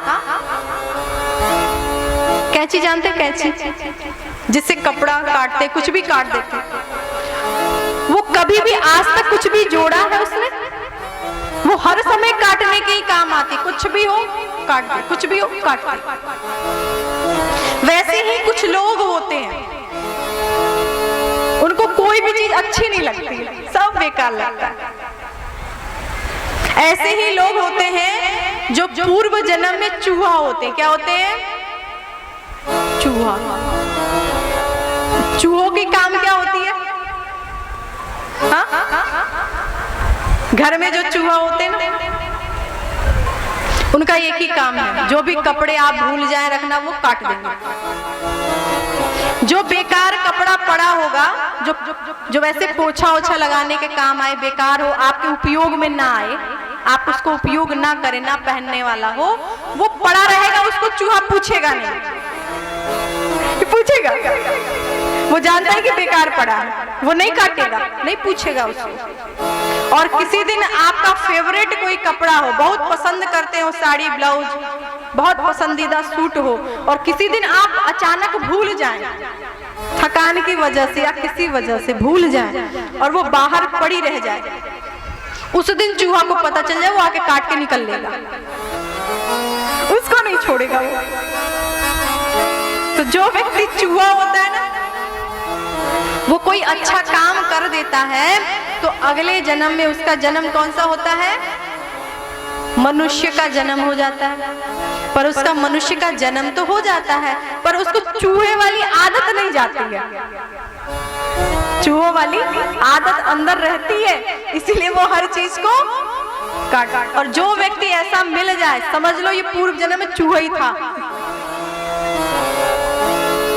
वैसे तो यहाँ पर ऐसा कोई भी नहीं है जो पूर्व जन्म में चूहा हो। यदि हम चूहा होते तो जनकपुर धाम में जन्म थोड़ी ना मिलता, धाम में थोड़ी ना जन्म मिलता हमारा। तो वो होता है सरोता, और एक होता है सोता, जिसको कहीं सोने को नहीं मिलता, वो कथा में ही आकर सोना शुरू कर देता है। कथा में नींद बहुत अच्छी आती है ना। अब आपको पता भी कैसे हो, क्योंकि यहाँ पे जितने भी भक्त बैठे हैं, जहां तक मेरी नजर जा रही है, कोई यहाँ पे सोया तो नहीं दिख रहा है, बिल्कुल नहीं, कोई नहीं सो रहा है। तो वो होता है सोता, और एक होता है श्रोता, जो राम कथा सुनकर स्वयं भी धन्य होता है और अपनी 21 पीढ़ियों को भी धन्य करता है। तो यहाँ पर तो ना कोई सोता है ना कोई सरोता है, यहाँ पे कौन है? सब श्रोता है। सती जी ने कथा नहीं सुना तो गोस्वामी तुलसीदास जी ने श्रोताओं की लिस्ट से उनका नाम काट दिया। क्या बोला? सुनी महेश परम सुख मानी। केवल शंकर जी ने सुना, सती जी ने नहीं सुना। अब यहाँ से विदा लेकर भगवान शंकर जी चलते हैं। मुनि सन विदा मांगे त्रिपुरारी, मुनि सन विदा मांगे त्रिपुरारी, चले भवन संग दक्ष कुमारी, चलो भवन चले भवन संग दक्ष कुमारी, चलो भवन संग दक्ष कुमारी। आज भगवान शंकर जी दक्ष कुमारी के साथ जा रहे। दक्ष अर्थात होता है चतुर। गोस्वामी जी ने कहा ये चतुर बाप की बेटी है, इसीलिए इन्होंने कथा नहीं सुना है, ये चतुर बाप की बेटी है। भगवान शंकर जी जा रहे थे और मन में इच्छा है कि भगवान राम जी का दर्शन हो जाए, क्योंकि अगस्त्य ऋषि ने बताया है कि आप दंडकारण्य वन से जाएंगे तो भगवान राम जी का दर्शन हो जाएगा। भगवान शंकर जी जा रहे हैं और बार बार प्रार्थना कर रहे हैं, हे प्रभु आपका दर्शन हो जाए। कैसे आपका दर्शन होगा प्रभु, कुछ तो कृपा करें, कोई उपाय करें प्रभु कि मैं आपका दर्शन कर लूं। क्योंकि जब राम जी का जन्म हुआ था तब भी शंकर जी दर्शन करने गए थे, जब राम जी का विवाह हो गया तब भी शंकर जी दर्शन करने गए थे, और आज वनवासी वेश में भगवान कैसे लग रहे हैं, आज मुझे दर्शन करना है। मन में विचार करते जा ही रहे थे, ठीक उसी समय भगवान राम जी सीता जी की खोज करते हुए आगे चल रहे थे कि मेरी सीता कहाँ है। पशु पक्षियों से पूछ रहे थे, क्या तुमने मेरी सीता को देखा है, क्या तुमने मेरी सीता देखा है। हे खग मृग हे मधुकर श्रेणी, हे खग मृग हे मधुकर श्रेणी,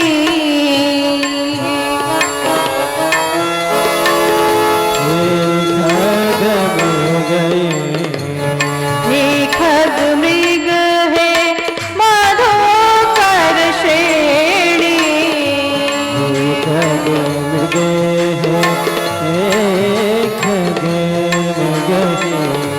तुम देखी सीता मृग नयनी, तुम देखी,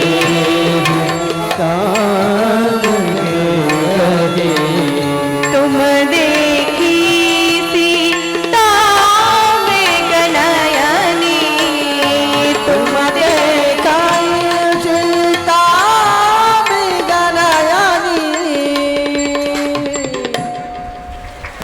भगवान राम जी खग मृग से पूछ रहे हैं, हे खग मृग हे मधुकर श्रेणी, क्या तुमने मेरी सीता को देखा है। हर किसी से पता पूछ रहे हैं, सब कुछ जानते हैं, सब पता है, फिर भी पूछ रहे हैं मेरी सीता देखा है, मेरी सीता को देखा है। ये पूछते हुए भगवान जा रहे थे कि भगवान शंकर जी की दृष्टि भगवान राम जी के ऊपर पड़ा। अब तो जय जयकार कर दिए, जहां खड़े हैं वहीं से हाथ जोड़ लिए, प्रभु आपकी जय हो, आपकी लीला की जय हो प्रभु।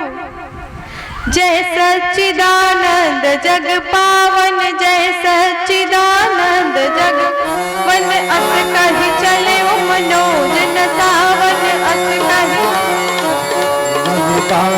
जय सच्चिदानंद जग पावन,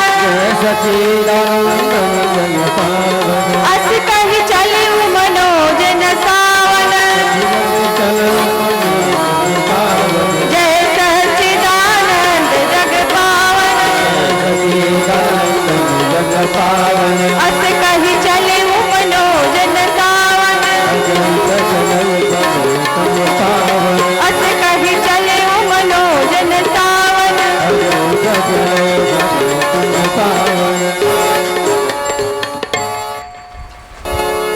भगवान राम जी का दर्शन करके जय जयकार, हे प्रभु आपकी जय हो, हे सच्चिदानंद आपकी जय हो।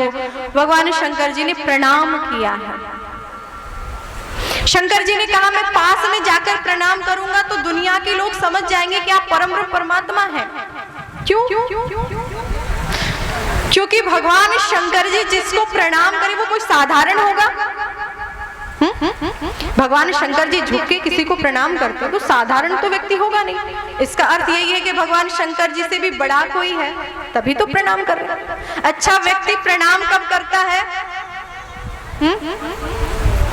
आप किसी को प्रणाम कब करते हैं? बोल दीजिए।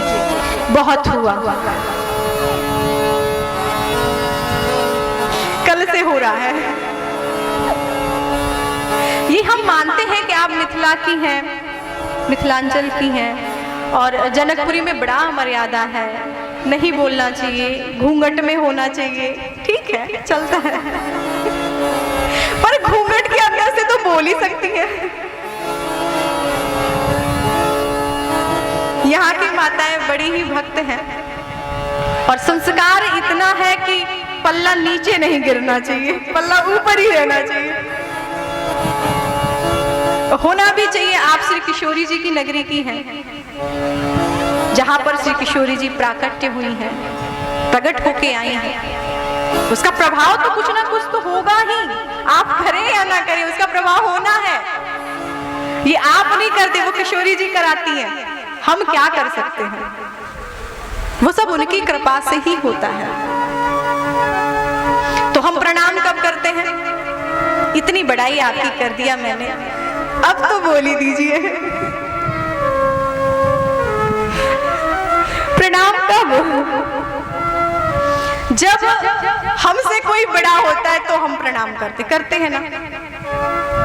आपसे बड़ा कौन है? जैसे माता पिता हैं, सास ससुर हैं, शादी हो गया, सास ससुर हैं, पति हैं, गुरु हैं, भगवान हैं। जब हम अपने से बड़ा मानते कि हमसे बड़े हैं तो हम उनको प्रणाम करते हैं। कोई छोटे व्यक्ति को प्रणाम करता है? अपने से कोई छोटा हो, जैसे बाप अपने बेटे को प्रणाम करेगा? नहीं नहीं नहीं नहीं, गुरु चेला को थोड़ी ना प्रणाम करेंगे। पर एक समय आता है ऐसा कि जब कोई वैसे भी प्रणाम करता है। कैसे? जब आप सामने वाले से परेशान हो जाते तो थक के हाथ जोड़ लेते, जा भाई तू ही बड़ा है, हम ही छोटे, तू ही महान है। बहुत बहस हो गया, बहुत लड़ाई झगड़ा हो गया, हाथ जोड़ रहे हैं, थक चुके हैं आपसे, आप ही महान हो, आप ही बड़े हो, हम छोटे हैं। तो जब सामने वाले से आप परेशान हो जाते हैं, बहस कर करके हाथ जोड़ लेते हैं, या आपसे कोई बड़ा होता है तब आप हाथ जोड़ते हैं कि हमसे वो बड़े हैं, हमें हाथ जोड़ना चाहिए। तो भगवान शंकर जी प्रणाम करें, हाथ जोड़े, इसका मतलब है शंकर भगवान से भी बड़े भगवान हैं, उनके भी पूज्य हैं, उनके आराध्य हैं, तब वो प्रणाम कर रहे हैं। शंकर जी ने कहा, प्रभु यदि मैं प्रणाम करूंगा तो दुनिया के लोग समझ जाएंगे कि ये भगवान है और आप तो नर लीला कर रहे हैं, इसीलिए सबसे पता पूछ रहे हैं, लोग आपको जान जाएंगे। भगवान राम जी ने कहा, लोगों को बाद में जनाना, पहले अपनी पत्नी को जना लो। पूरी दुनिया को बाद में जनाना, पहले पत्नी को जनाओ तो मानो। क्यों? क्योंकि भगवान शंकर जी ने प्रणाम किया और भगवान शंकर जी ने कहा, सती तू भी प्रणाम कर ले। तो सती जी ने कहा, मैं नहीं करूंगी। शंकर जी ने कहा, अरे सती ये परम परमात्मा है जिनकी कथा हम सुन के आ रहे हैं ना, जासु कथा कुंभज ऋषि गाई, वो भगवान है, सादर जपो अनंगा राती, वो भगवान है, प्रणाम करो।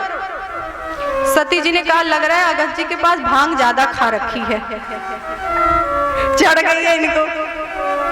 शंकर जी खाते ना भांग, गोला, गांजा, तो लग रहा है अगस्त जी ने गोला ज्यादा खिला दिया है, इनको नशा चढ़ गई है। एक राजा के लड़के को कह रहे हैं कि ये भगवान है। अरे ये भगवान होते तो इनको पता नहीं होता कि मेरी पत्नी कहाँ है। ये जहां तहां लोगों से पूछ रहे होते, मेरी पत्नी कहाँ है, मेरी पत्नी कहाँ है। जो भगवान होता है वो सर्वज्ञ होता है, सब कुछ जानने वाला होता है। उसकी पत्नी खो गई, वो पशु पक्षी से पता पूछ रहा है, ये भगवान नहीं है। तो बोले एक ये राजा के लड़के हैं, वो भी साधारण महाराज दशरथ जी के ये लड़के हैं जो अपनी पत्नी को बहुत प्रेम करते हैं। इनकी पत्नी दूर चली गई है, रो रहे हैं, चिल्ला रहे हैं, ये कोई भगवान नहीं। शंकर जी मना मना के थक गए और शंकर जी मना रहे और नाच रहे हैं। क्यों? क्योंकि भगवान राम जी बड़े सुंदर लग रहे हैं, बनवासी वेश में भगवान इतने सुंदर लग रहे हैं कि शंकर भगवान आगे जाते फिर पीछे मुड़ के देखते, फिर आगे जाते फिर पीछे मुड़ के देखते, बड़े सुंदर है भगवान। दिलकश नक्शा सा है, सूरत भी प्यारी है, दिलकश नक्शा सा है, सूरत भी प्यारी है, जिसने तुमको देखा है वो जान तिवारी है। क्या पेश करो तुझको, क्या चीज हमारी है, ये दिल भी तुम्हारा है, ये जा भी तुम्हारी है। हे प्रभु मैं क्या दूं आपको, और नाचना प्रारंभ करते हैं। तेरे नाम का पहन के चोला नाचो बीच बाजार में, तेरे नाम का पहन के चोला नाचो बीच बाजार में, ऐसी हालत हो गई मेरी सावरिया तेरे प्यार में, ऐसी हालत हो गई मेरी सावरिया तेरे प्यार में। सावरिया तेरे प्यार में। ऐसी हालत हो गई मेरी सावरिया तेरे प्यार में। ऐसी हालत हो गई मेरी सावरिया तेरे प्यार में। मीठी मीठी ताली सेवा हो रही है।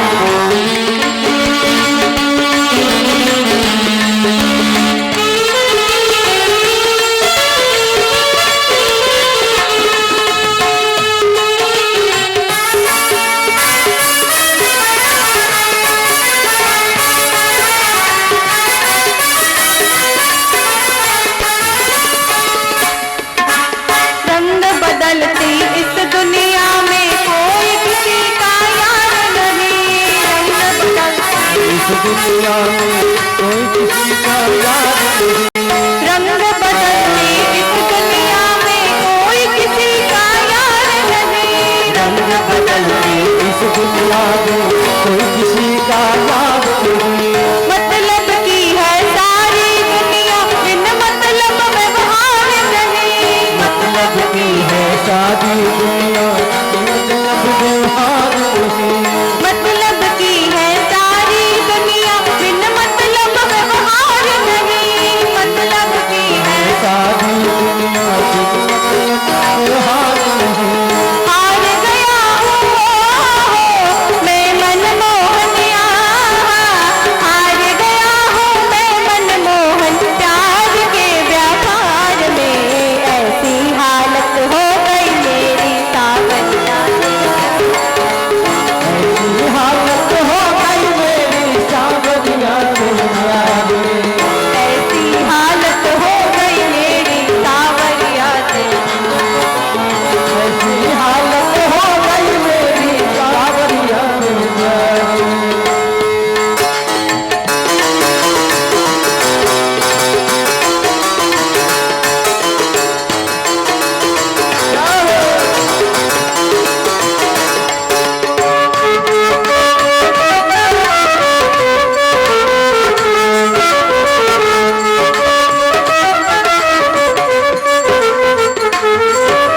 कभी तो कोई आंख दिखावे कोई गले लगाता है। कभी तो कोई आप दिखावे कोई किसी को गाता है। कभी तो कोई आंख दिखावे कोई गले लगाता है। कभी तो कोई आप दिखावे कोई तुम्हें लगाता है।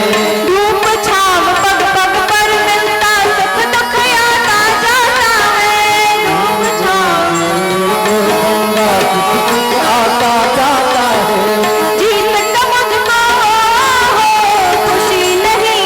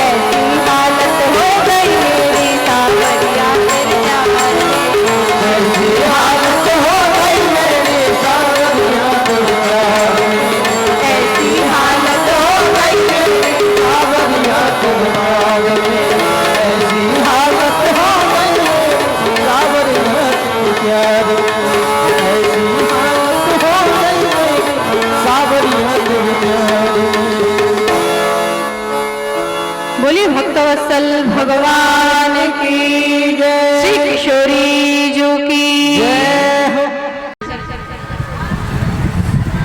भगवान राम जी का दर्शन करते हैं, इतने आनंदित होते हैं, इतने प्रसन्न चित्त होते हैं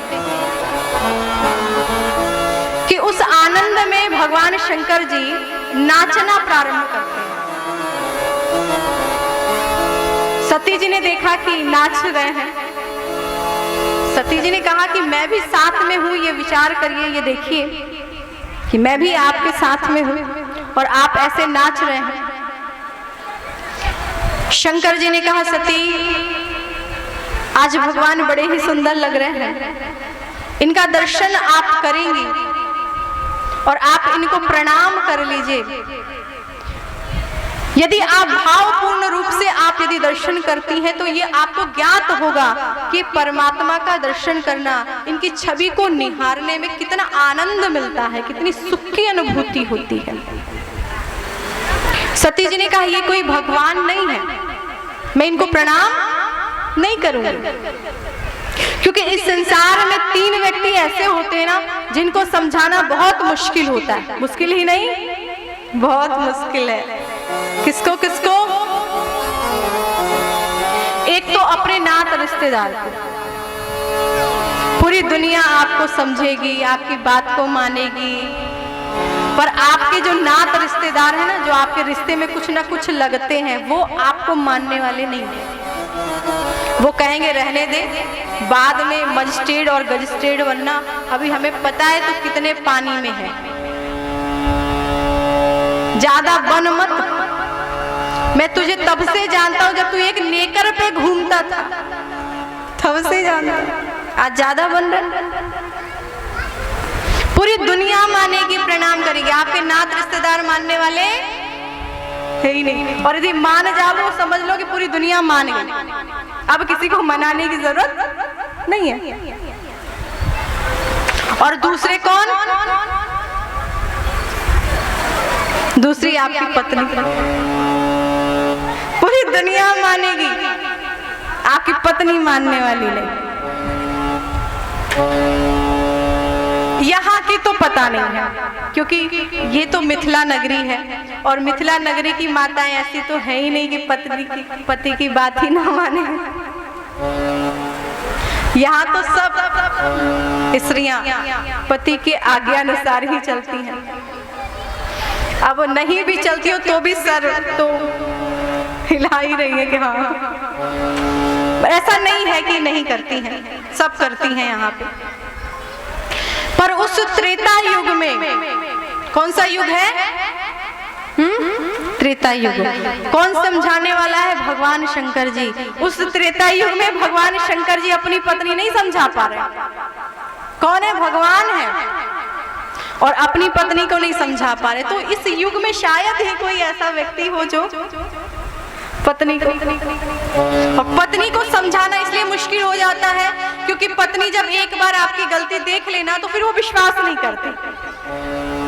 कहती है कि एक बार कर लिया तो वही बात, और 10 बार आपने किया तो एक बार आपने मेरे विश्वास को तोड़ दिया, इसका मतलब है कि आप फिर वो गलती दोबारा कर सकते हैं। पत्नी को समझाना, हमारे पुराणों में कुछ हट है जो बड़ा मान्य है। बाल हट, बालक छोटा सा बच्चा जो है ना, वो कोई हट पकड़ ले, मुझे ये करना है मतलब करना है। कोई छोटा सा बालक मेले में चला जाए, मेला घूमने के लिए, उसके पिताजी के जेब में 10 रुपया भी ना हो, उसे कोई मतलब नहीं है। वो मार्केट में, वो बाजार में, मेले में खड़ा हो गया तो पूरा मेला उसके बाप का ही है। पूरा मेला किसका है? उसी के बाप का है। अब वो क्या करेगा? शांत नहीं रहेगा, उस दुकान पे जाएगा, मुझे ये चाहिए, मुझे वो गाड़ी चाहिए, मुझे ये वाली खिलौना चाहिए, मुझे हेलीकॉप्टर भी चाहिए, वो मतलब दुनिया के जितने भी मेले में जितना भी सामान है वो सारा सामान उस बच्चे को चाहिए। उसको कोई मतलब नहीं है कि पिताजी के पास पैसा है या नहीं है, उसको चाहिए। और नहीं दिलवाए तो बोले रोना ही शुरू कर दिया, वही मेला में ही शुरू रोना। तो बाल हट मान्य है, बालक छोटा कोई हट कर लेता है वो करके ही मानता है। और दूसरा है राजहट, कोई राजा हो वो कोई हट कर लेके मुझे ये करना है तो वो करके ही मानता है, कितना भी नुकसान हो जाए, कितना भी गड़बड़ हो जाए, कितना भी गलत हो जाए, उसको कोई मतलब नहीं, करना है। राजहट। योग हट, कोई संत, कोई साधु, कोई योगी, कोई हट कर लेता है, ये काम मुझे करना है, कितना भी नुकसान हो जाए वो काम करके ही मानता है, कितना भी नुकसान हो जाए। और त्रियाहट, पत्नी कोई हट कर दे, कोई स्त्री, कोई औरत कोई हट कर दे, वो करके ही मानती है, वो वैसे मानने वाली नहीं है। एक पति पत्नी थे, तो पति पत्नी में झगड़ा हो गया। ऐसा शायद ही कोई पति पत्नी हो जिसमें झगड़ा ना होता हो ही जाता है। और जन्मसिद्ध अधिकार भी है माताओं का झगड़ा करना। अरे भाई झगड़ा ना करे तो क्या करें, फिर क्या करें। और वैसे ही बताया जाता है जितना झगड़ा होता है उतना ही प्रेम होता है, जितना झगड़ा उतना ही प्रेम। अब प्रेम बढ़ाने के चक्कर में ये झगड़ा खूब करती हैं कि जितना झगड़ा होगा उतना ही प्रेम होगा। अब बढ़ता है कि नहीं बढ़ता है इसका तो पता नहीं, पर झगड़ा तो हो ही जाता है, अशांति तो फैली जाती है। पति पत्नी में झगड़ा पति कर लेता है, उसको इस बात की चिंता नहीं होती, अब इसको मनाए कैसे, अब इसको पटाए कैसे, वो चिंता इसको पकड़ लेता है कि अब इसको पटाए कैसे, अब ये मानेगी कैसे। पति परेशान कि इसको कैसे मनाए, झगड़ा तो कर लिए, अब इसको मनाऊं कैसे। अब रात में पति ने कहा अपनी पत्नी से, देखो तुमने ट्रेन कभी देखा पटाने के लिए? पत्नी ने कहा ना, कभी नहीं देखा। ऐसे गांव की रहने वाली थी कि वो कभी स्टेशन पे नहीं गई, कभी ट्रेन नहीं देखा, कभी गई नहीं, कभी देखा नहीं। अब उसको खुश करने के लिए पति ने कहा कि मैं कल तुझे ट्रेन दिखाऊंगा, हाँ, कल तुमको ट्रेन दिखाएंगे और उसी ट्रेन से तुमको हम तुम्हारे मायके लेकर जाएंगे, ससुराल जाएंगे। अब तो माता को जैसे ही पता चला कि कल हम मायके जाएंगे, पूरी रात वो सोई नहीं।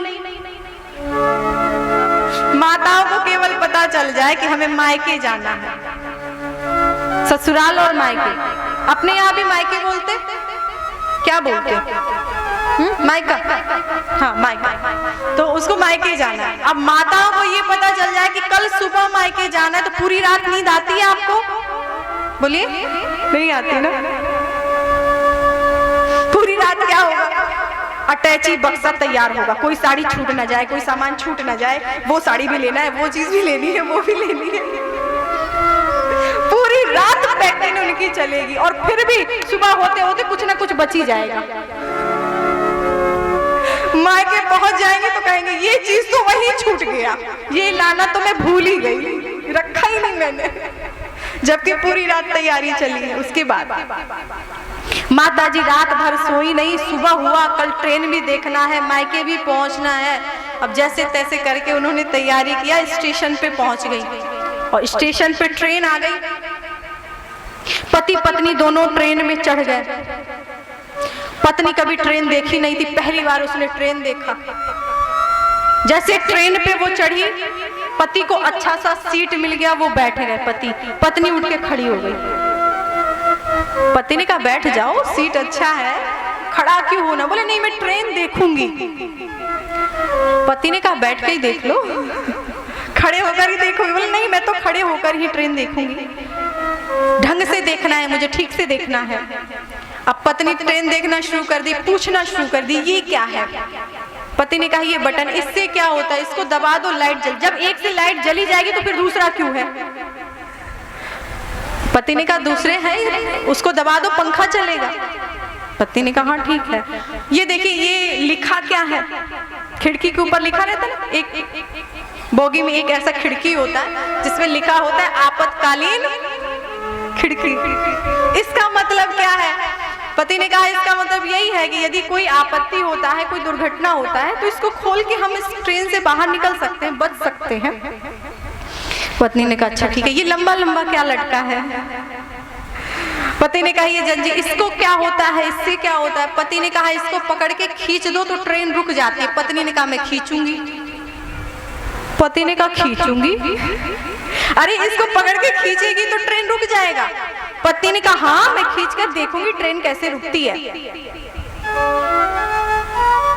पति ने कहा इसको खींचोगी ना तो पुलिस वाले तुमको छोड़ने वाले नहीं।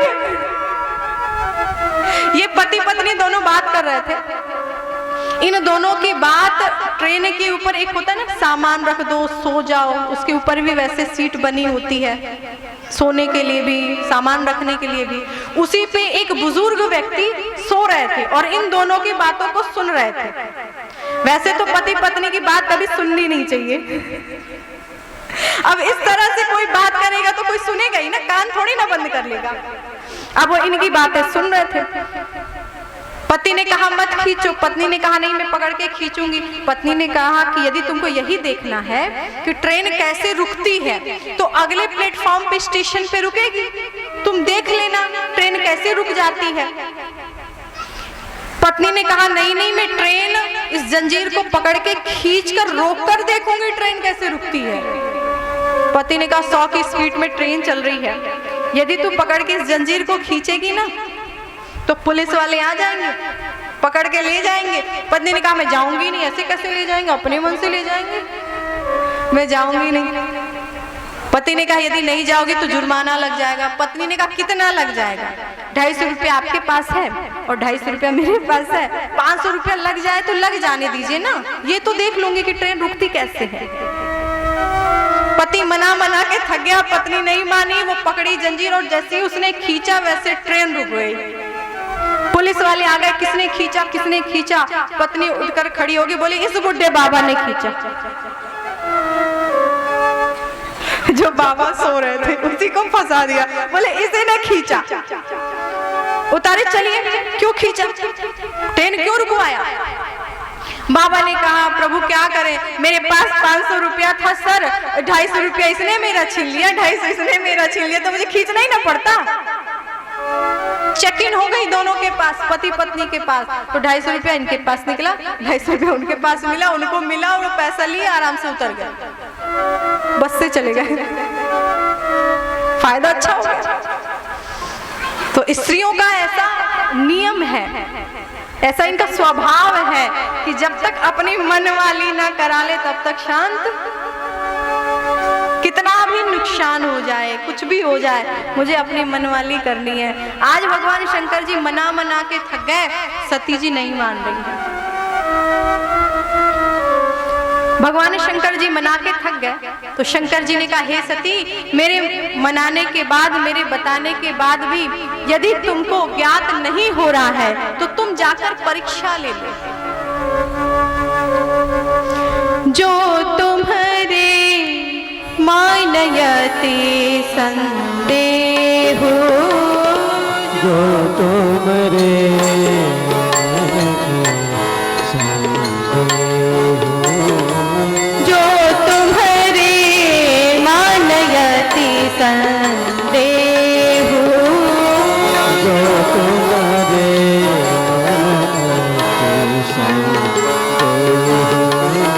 तो किन जाए परीक्षा लेहु, तो किन जाए परीक्षा लेहु, तो किन जाए परीक्षा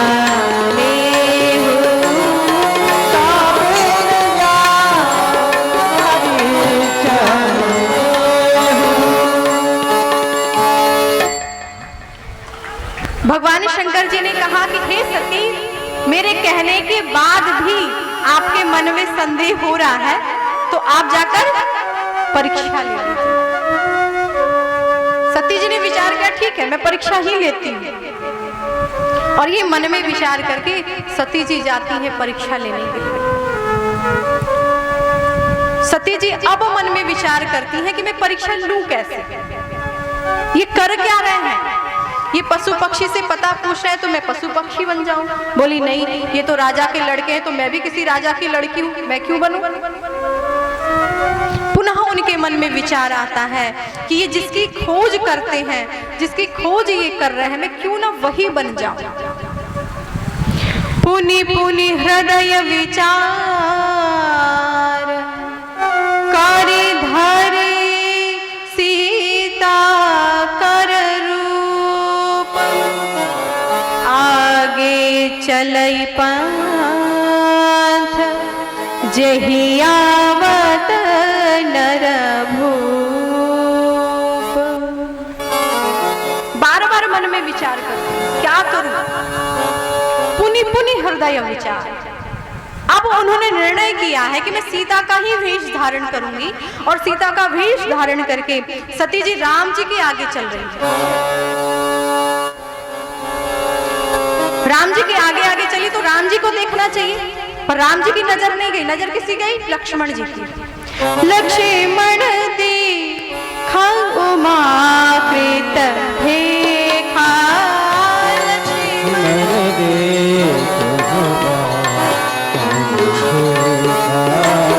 चकित भये भ्रम हृदय विसेखा, चकित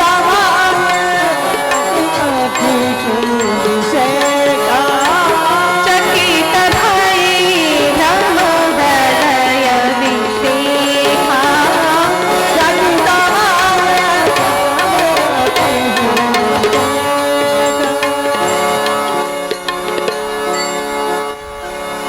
सबसे पहले लक्ष्मण जी ने देखा। लक्ष्मण देख उमाकृत भेखा।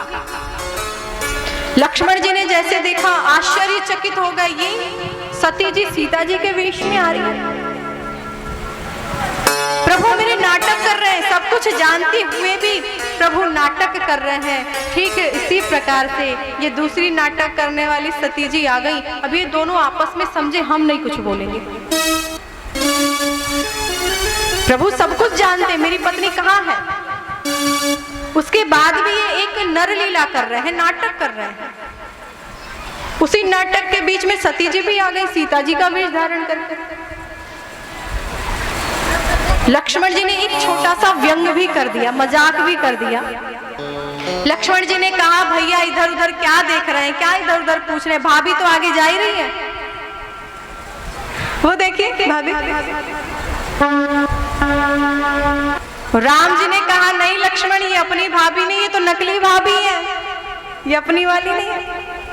लक्ष्मण जी ने कहा प्रभु आजकल तो नकली भाभी भी आने लग गई है।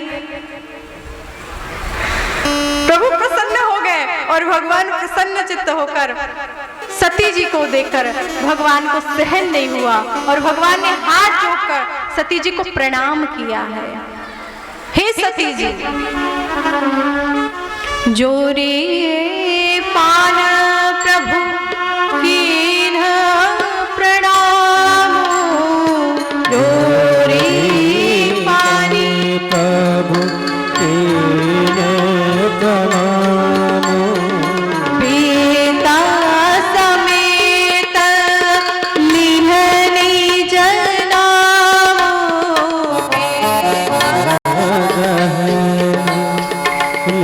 जले हो नाम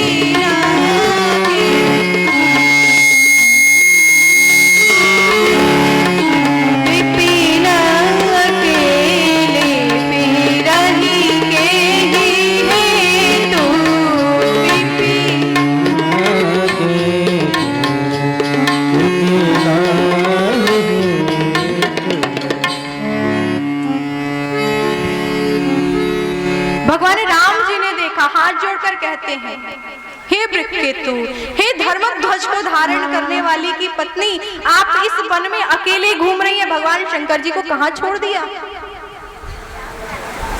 सती जी समझ गई, ये तो परम परमात्मा, ये समझ गए मैंने सीता का वेश धारण किया, फिर भी ये समझ गए कि ये सीता नहीं, ये सती जी हैं। अब तो उनके मन में बहुत कष्ट हुआ, बहुत दुख हुआ। मैं जाकर शंकर जी से क्या कहूंगी कि मैंने परम परमात्मा की परीक्षा ली, मैंने भगवान की परीक्षा ली। विचार करते हुए जा रही हैं, क्या कहूंगी, क्या बोलूंगी मैं। रास्ते में भगवान ने फिर एक कौतुक किया है। सती जी जहां देखती हैं वही राम सीता, जहां देखती हैं वही राम सीता, जिधर देखती हैं उनकी दृष्टि जहां जाती है वही राम लक्ष्मण सीता जी आ रहे हैं। सीता जी आश्चर्यचकित हो गई कि अभी तो राम लक्ष्मण ही थे, सीता जी बीच में नहीं थे, सीता जी इतनी जल्दी कहां से आ गई? अरे भगवान है, कौतुक कर रहे हैं। अपनी माया के द्वारा सती जी को हर जगह दिखाई दे रहा है, राम लक्ष्मण सीता, राम लक्ष्मण सीता। व्याकुल हो गई और व्याकुल होकर सती जी आंख बंद करके बैठ गई। और जैसे सती जी ने आंख खोला है, कहीं भी राम लक्ष्मण सीता दिखाई नहीं दे रहे। अब तो सती जी के मन में विचार आया, मैं जाकर क्या बोलूंगी? मैंने शंकर जी की बात को नहीं माना, मैंने परम परमात्मा की परीक्षा ली, मैं क्या जाकर बोलूंगी? मैं शंकर कर कहा न माना, निज अज्ञान राम पर आना, जाय उतर अब देवहु कहा, उर उपजा अति दारुण दाह। दाह होने लग गया, कष्ट होने लग गया, दुख होने लग गया। इस दुख को लेकर जैसे सती जी पहुंचती है ना, भगवान शंकर जी ने दूर से देखा है सती आ रही है, भगवान शंकर मुस्कुरा दिए, अरे देवी आओ आओ, कैसी रही तुम्हारी परीक्षा? ठीक रही? सब कुशल मंगल तो है? कैसी ली आप परीक्षा? गई समीप महेश तब हंसी पूछी कुशलात, लीन परीक्षा कवन विधि, सत्य कहूं सब बात। हे सती, आप कुशल तो हैं? हे सती, तुम सत्य सत्य ही बोलना, झूठ मत बोलना। शंकर जी को पहले से पता है ये झूठ बोलेंगे, इसलिए भगवान शंकर जी ने पहले ही बोल दिया, सती झूठ मत बोलना। जबकि सती जी का जैसा नाम था वैसा उनका काम भी था। सती जी केवल नाम के लिए सती नहीं थी, वो सत्य ही बोलती थी, वो झूठ कभी नहीं बोलती थी। पर भगवान शंकर समझ गए सती झूठ बोलेंगी, इसलिए भगवान शंकर जी ने कहा सती सत्य बोलना। पर फिर भी स्त्री स्वभाव होने के कारण सती जी ने झूठ बोल दिया। शंकर जी ने कहा कैसी रही परीक्षा? सती जी ने कहा हमने कोई परीक्षा ली ही नहीं ना, कछु न परीक्षा ली गोसाई, कछु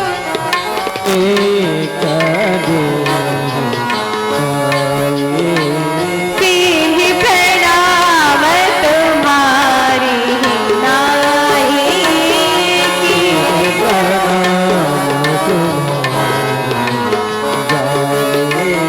की प्रणाम तुम्हारी नाई।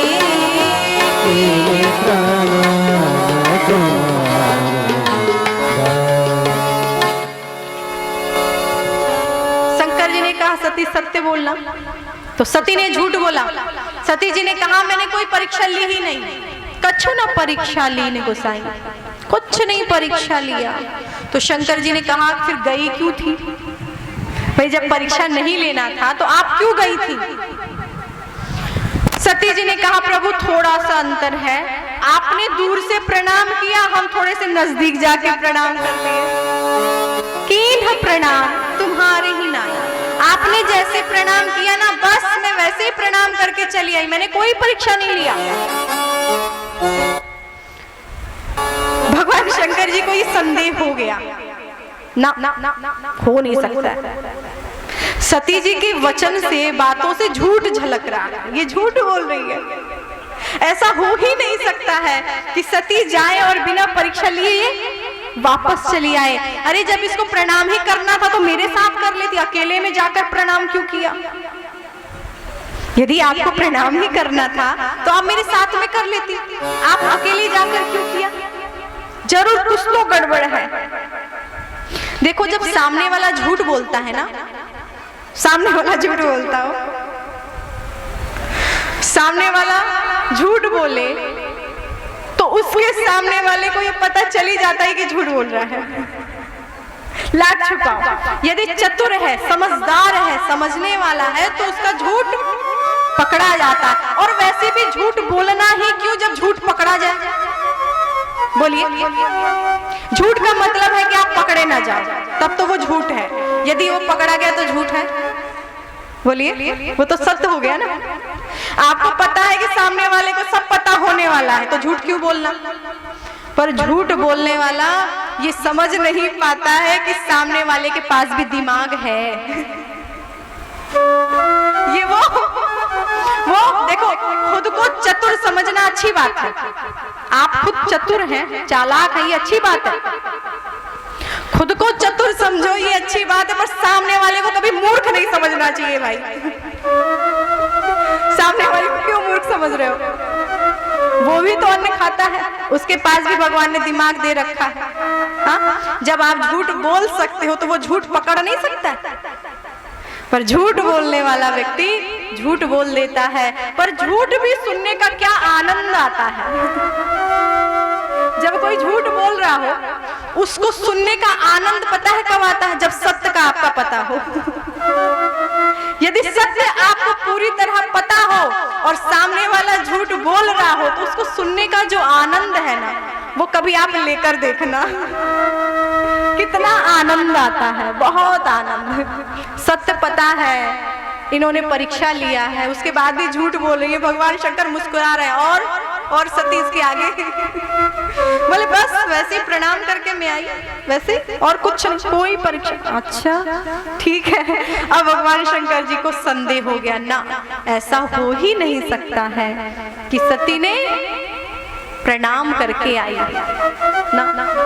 और फिर भगवान शंकर जी ने ध्यान किया है। भगवान शंकर जी ध्यान में सबको समझ गए, ये तो सीता जी का वेश धारण किया था, मेरी माँ का वेश धारण किया, मेरे इष्ट का वेश धारण किया, अब मैं इनका परित्याग करता हूँ। शिव संकल्प कीन मन माही, यह तन सती भेंट मोहि नाही। अब इस शरीर से सती से स्त्री संबंध रखना ठीक नहीं होगा। क्यों? क्योंकि इन्होंने मेरी माँ का वेश धारण किया है और उससे स्त्री संबंध रखना उचित नहीं है। क्योंकि मैं धर्मध्वज हूँ, मैं धर्म को पालन करने वाला हूँ, मैं अधर्म नहीं कर सकता, मैं कोई अधर्म नहीं करूंगा। और भगवान शंकर जी परित्याग करते हैं और भगवान शंकर जी इसके आगे कैलाश पर्वत चलते हैं। तेरा पल पल बीता जाय, मुख से जप ले नमः शिवाय। तेरा पल पल बीता ओम नमः शिवाय, ओम नमः शिवाय, ओम नमः शिवाय, ओम नमः शिवाय, ओम नमः शिवाय, ओम नमः शिवाय, ओम नमः शिवाय, ओम नमः शिवाय। तेरा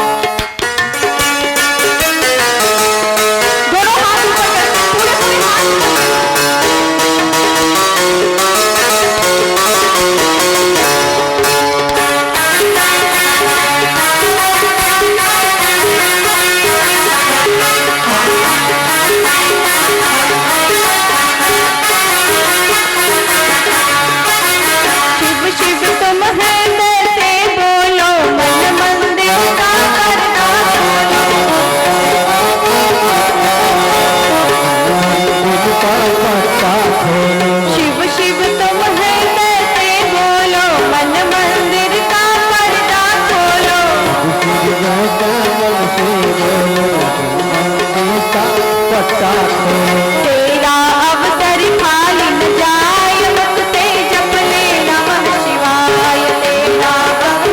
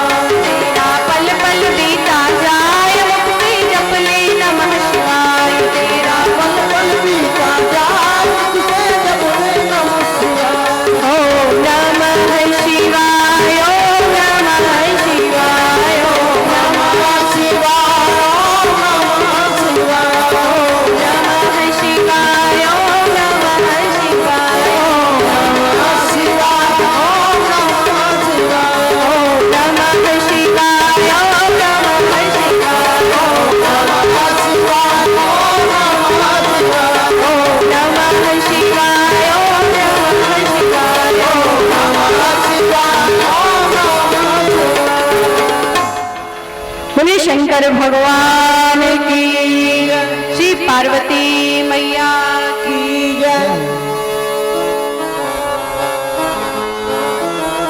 भगवान शंकर जी कैलाश पर्वत जाते हैं। भगवान शंकर जी ने निर्णय कर लिया है कि इस शरीर से स्त्री संबंध नहीं रहेगा, और यह निर्णय करने के बाद भगवान शंकर जी शांत चित्त होकर कैलाश पर्वत जाते हैं। सती जी को यह ज्ञात हुआ कि हो न हो मेरे पति ने कुछ न कुछ तो संकल्प किया है। देवताओं के द्वारा आकाशवाणी भी होता है कि हे प्रभु, आपने इतना संकल्प जो आपने लिया है, इस तरह का संकल्प कोई भी इस दुनिया में ले नहीं सकता है। आप सच में राम भक्त हैं और सच्चे अर्थ में आप ही धर्म का निर्वाह कर रहे हैं। आपने जो संकल्प लिया है, ऐसा संकल्प दूसरा कोई भक्त नहीं ले सकता। ये आकाशवाणी हुई ना, तो सती बार बार कहती है, प्रभु आपने कोई संकल्प लिया है, सत्य सत्य बोलिएगा। प्रभु आपने कोई संकल्प लिया है, सत्य सत्य बोलिएगा। विचार करें, आप विचार करिए। सती जी ने झूठ बोला ना, और शंकर जी से क्या कह रही है, आप सत्य बोलो। हम खुद झूठ बोले, हाँ? हम झूठ बोले और हम आपसे कहें कि तुम सच सच बताओ, ये कोई नियम है? ये अच्छी बात है कि हम झूठ बोलो, पर जितने झूठे हैं इस दुनिया में, जितने झूठे हैं वो खुद तो झूठ बोलेंगे और सामने वाले से कहेंगे सही सही बोलना, सच्चे सच्चे बोलना, झूठ मत बोलना। इस जितने भी दुनिया के झूठे हैं यही करते हैं, खुद तो झूठ बोलेंगे और सामने वाले से कहेंगे झूठ मत बोलना, सही सही बताना। अरे पहले तू सही बोलना, पहले तू सही बोल, बाद में कहना कि तू सही बोल। तो खुद झूठ बोले जा रहा है और सामने वाले से कह रहा है कि सच बोलो। पर हम स्वयं झूठ बोलते हैं, पर सामने वाले से अपेक्षा करते हैं कि वो सामने वाला सच बोले, हम झूठ बोले, वो सच बोले। यदि आप चाहते हो कि सामने वाला सच बोले, तो पहले तुम सच बोलो, तब सामने वाला सच बोलेगा। और आजकल जितना झूठ मोबाइल पे बोला जाता है, जब से ये मोबाइल चला है, बात बात पे लोग झूठ बोलते हैं, बात बात पे। किसी दोस्त का फोन आ जाए, कहाँ हो, घर में नहा रहा है, और कहेगा गंगा सागर में है, हर हर महादेव, हर हर महादेव। कहाँ भाई, गंगा सागर, हर हर महादेव कर रहे हैं। वैज्ञानिकों ने भी बड़ी तरक्की किया है, बोल देगा वीडियो कॉल करके दिखाओ ना। पहले ये सुविधा नहीं थी, जब पहले फोन चला था तब ये कहाँ सुविधा थी। अब जाके ये सुविधा है कि सामने वाले को बोल दे कि झूठ बोल रहा है, तो चल वीडियो कॉल करके दिखाओ। और कुछ झूठे लोग ऐसे होते हैं, उसमें भी कुछ आइडिया लगा लेते हैं कि हाँ दिखे कि मैं सच बोल रहा हूँ। सती जी ने झूठ बोला और वो ये कह रही है भगवान शंकर जी से कि प्रभु आप सच सच बताइएगा कि आपने कौन सी प्रतिज्ञा ली। भगवान शंकर जी चुप हैं, कुछ नहीं बोला। क्यों नहीं बोले? क्योंकि भगवान शंकर जी ने सोचा कि सच बोलूंगा मैं तो सती जी को कष्ट होगा, दुख होगा। यदि मैं झूठ बोलूं तो ये उचित नहीं होगा कि मैं झूठ बोलूं। सती ने झूठ बोला तो मैं भी झूठ बोलूं, ये जरूरी थोड़ी ना कि सामने वाले ने झूठ बोला हो तो हम भी झूठ बोलें। फिर उसमें आप में अंतर क्या रह जाएगा? आप तो सच बोलो। तो भगवान शंकर जी ने तीसरा रास्ता निकाला है, झूठ भी नहीं बोला और सच भी नहीं बताया, चुप हो गए। तीसरा रास्ता कौन सा है? चुप होने वाला। जब आप कुछ भी ना कर पाए तो आप चुप हो जाए। 87,000 वर्ष तक भगवान शंकर जी समाधि में थे। 87,000 वर्ष के बाद भगवान शंकर जी की समाधि खुली। जैसे भगवान शंकर जी की समाधि खुली, सती जी पास में जाती हैं, चरणों में प्रणाम किया है। सती जी को दुख है, कष्ट है कि मेरे पति ने मुझे छोड़ दिया है। उनको पता चल गया है कि मेरे पति ने मेरा त्याग कर दिया, कुछ नहीं बोला है। कभी कभी अपनों से बड़े या छोटे से यदि आप बोलना बंद कर दे तो वो मृत्यु के समान होता है। आप किसी की बहुत बात करते हो, प्रेम स्नेह बहुत आपका हो, और उससे आप बोलना बंद कर दे, कुछ भी ना बोले, गुस्सा लगे कुछ भी ना बोले, झगड़ा कौन करने जाए, इससे अच्छा चुप ही रहो, तो वो चुप रहना भी आपका सामने वाले की मृत्यु के समान होता है। सती जी की मृत्यु के समान व्यतीत हो रहा है। इतने कष्ट में है, इतनी दुख में है। 87,000 वर्ष के बाद सती जी जब पास में गई, सती जी के शरीर को देखकर, उनकी मनोस्थिति देखकर, उनके शरीर की स्थिति को देखकर भगवान शंकर जी को सहन नहीं हुआ और भगवान शंकर जी ने कथा कहना प्रारंभ किया। लगी कहन हरि कथा रसाला, दक्ष प्रजेश भय तहि काला। भगवान की कथा, और जैसे कथा कहना शुरू किए, सती जी का तो स्वभाव ही चंचल है। सती जी ऊपर देखती हैं, बहुत सारे विमान जा रहे हैं, रथ जा रही हैं, और उस विमान में जितने भी स्त्रियां हैं वो सब नृत्य कर रही हैं, अप्सराएं नृत्य कर रही हैं, वाद्य यंत्र बज रहे हैं, गाना बजाना हो रहा है। सती जी की दृष्टि उस विमान पे गई। सती विलोकी व्योम विमान, सती विलोकी विमान,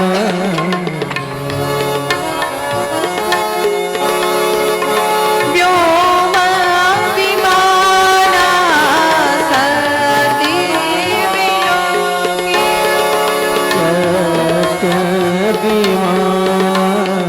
जात चले सुंदर विधि नाना, जात चले सुंदर विधि जात चले सुंदर विधि नाना,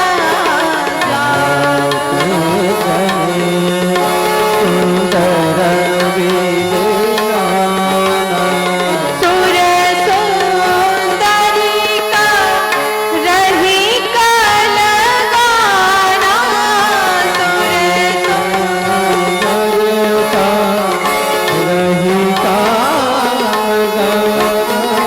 सुनत श्रवण छूटहि मुनि ध्याना, सुनत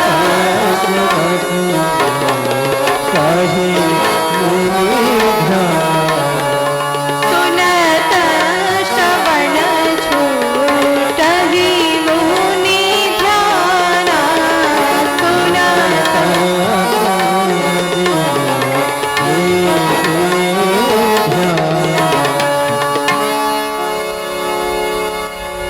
सती विलोकी व्योम विमान।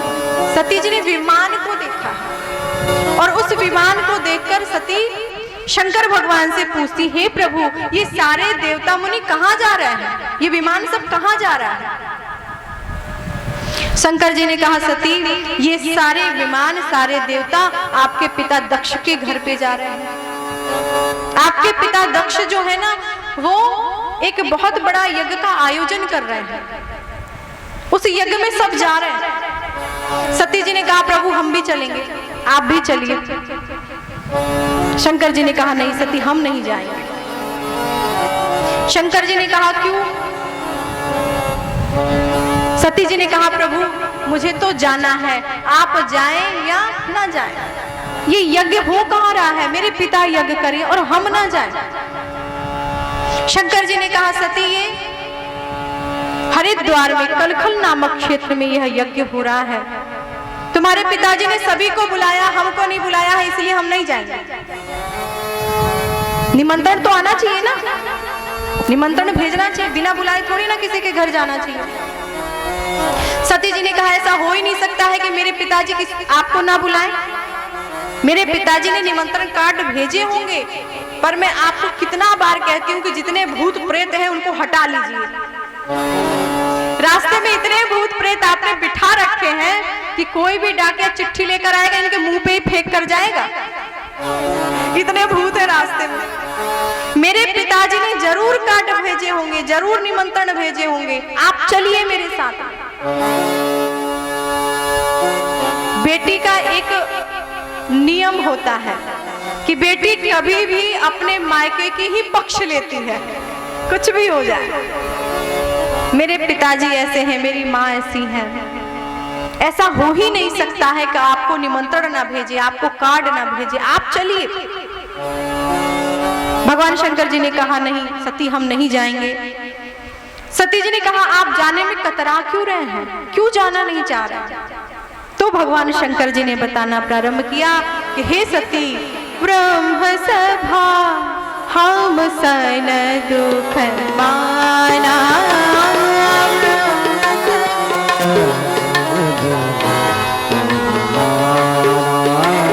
ब्रह्म सभा हम सन दुख माना। ये जितना कपड़ा है, जितना गहना है, ये तुम्हारे पति तो कमाते नहीं हैं, कहीं से मांग कर पहनी होगी। सती तू तो बिना बुलाए चली आई, पर तेरे जगह पे हम होते ना तो हम बिना बुलाए बिल्कुल नहीं आते, बुलाने पर ही आते। पर तूने अच्छा किया कि बिना बुलाए चली आई, अच्छा किया।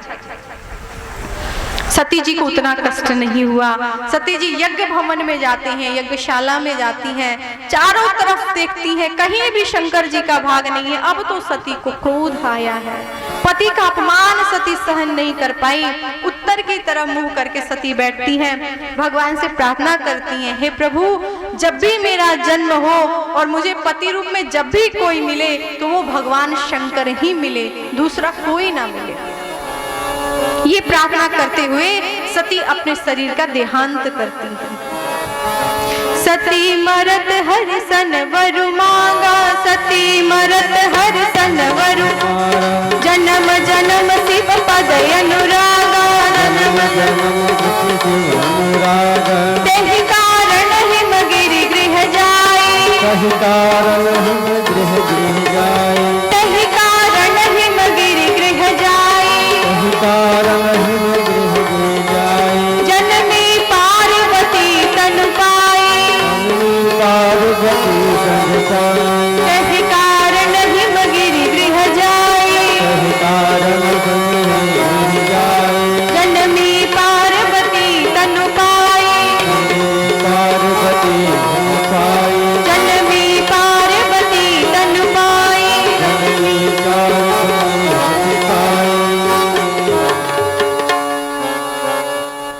सती जी ने वरदान मांगा था, इस वरदान के कारण अब जो सती जी का जन्म हुआ है वो किसके यहाँ हुआ है?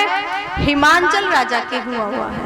उनकी माँ का नाम मैना है, उनके पिता का नाम हिमवान है और उनकी माँ का नाम मैना है। अब पार्वती जी का जो जन्म हुआ, चारों तरफ हिमांचल में आनंद ही आनंद है, उत्सव मनाया जा रहा है, क्योंकि साक्षात जगत जननी आज हिमांचल के यहाँ प्रकट होकर आई है। नारद जी को ये बात जब पता चला कि पार्वती जी का जन्म हुआ है, आज कौतुकवश नारद जी हिमांचल के घर आते। नारद समा चारे जब पाए, नारद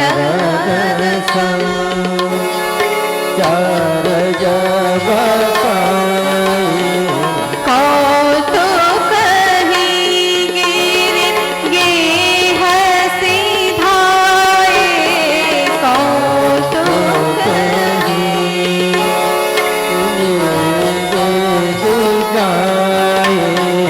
कौतुक ही गिर गे हसी धाए, कौतुक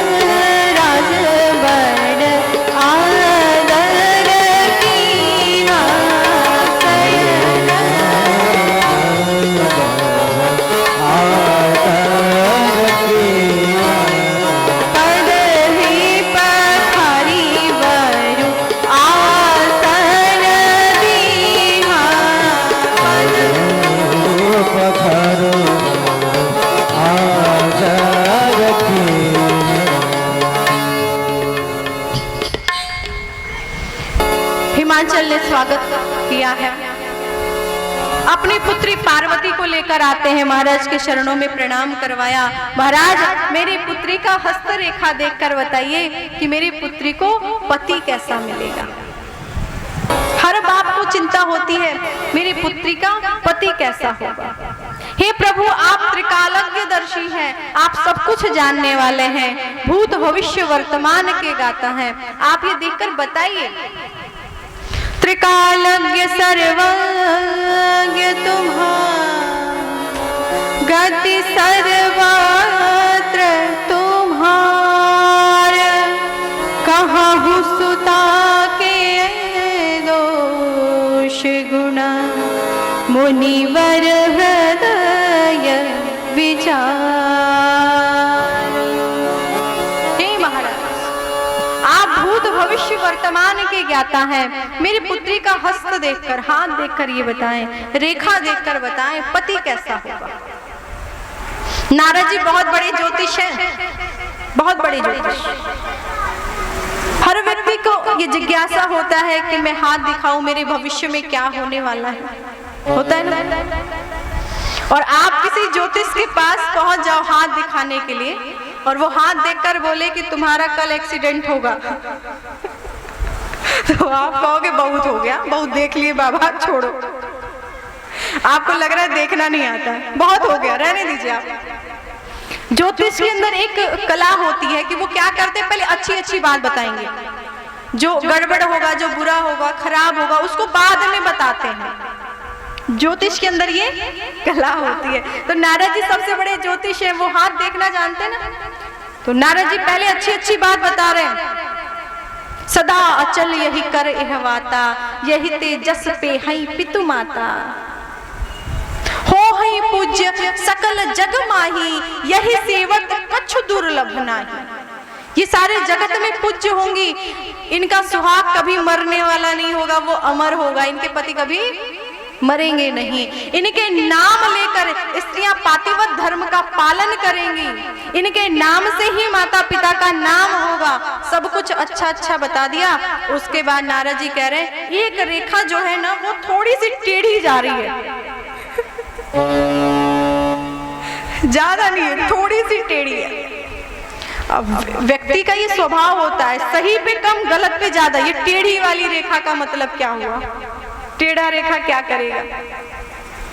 नारद जी ने कहा ये जो टेढ़ा रेखा है ना, इससे यही होगा कि इनके जो पति होंगे अगुणयमान मातु पितु हीना,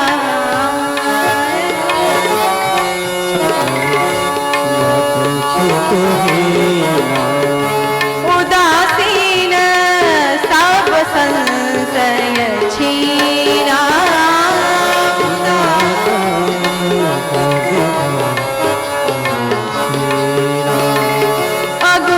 अगुणयमान मातु पितु हीना,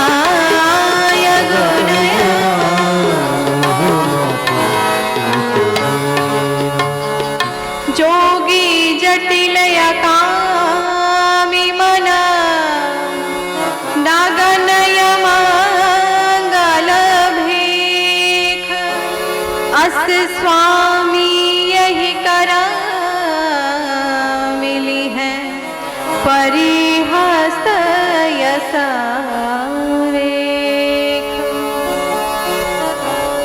नारद जी ने कहा ये जो टेढ़ी रेखा है ना, इनके जो पति होंगे सतरज तम से परे होंगे।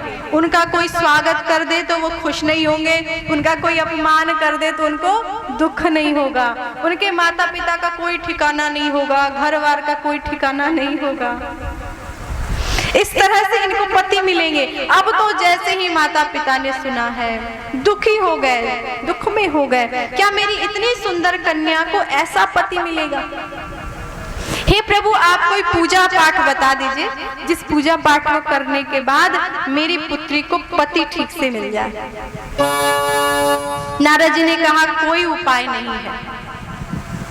मैंने जो जो अवगुण बताए हैं ये सब शंकर जी में विद्यमान है। यदि शंकर जी इनको पति रूप में मिल जाएं तो उनके अवगुण को भी सब गुण ही कहेंगे। इसलिए आप अपनी पुत्री को ऐसा शिक्षा दें, ऐसा उपदेश दें कि आपकी पुत्री वन में जाकर तपस्या करे, फिर जाकर आपको, आपकी बेटी को भगवान शंकर जी पति रूप में प्राप्त होंगे। ऐसा कह के नारद जी चले गए। समयानुसार पार्वती जी वन में जाती हैं और पार्वती जी ने घोर तपस्या किया।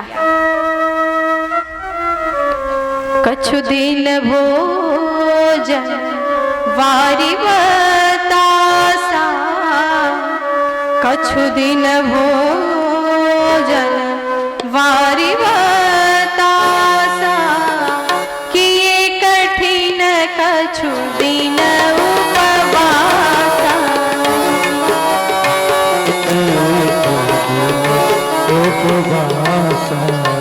कछु दिन भोजन वारी बतासा, किए कठिन कछु दिन उपवासा। परम कठिन उपवासा।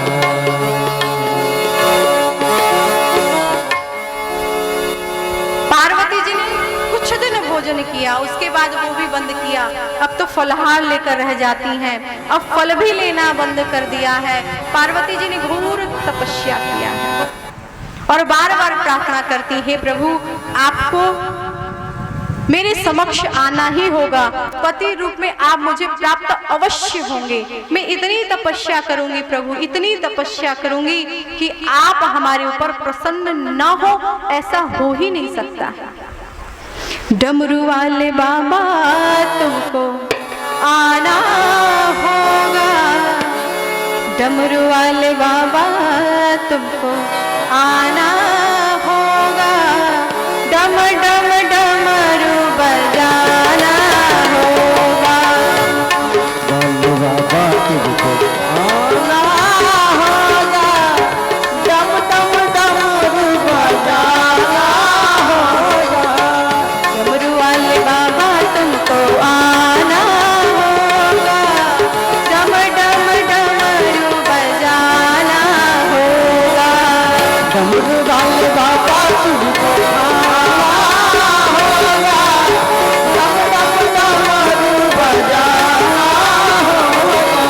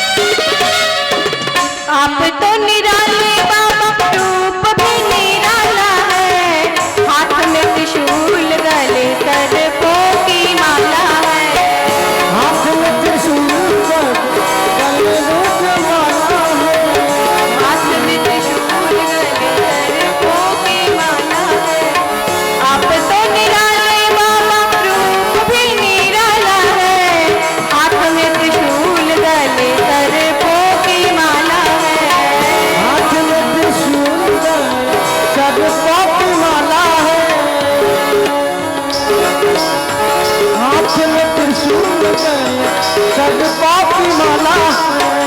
भक्त उधर से दिखाना होगा, डम डम डमरू बजाना होगा। भक्तों के दर्द से दिखाना होगा, डम डम डमरू बजाना होगा।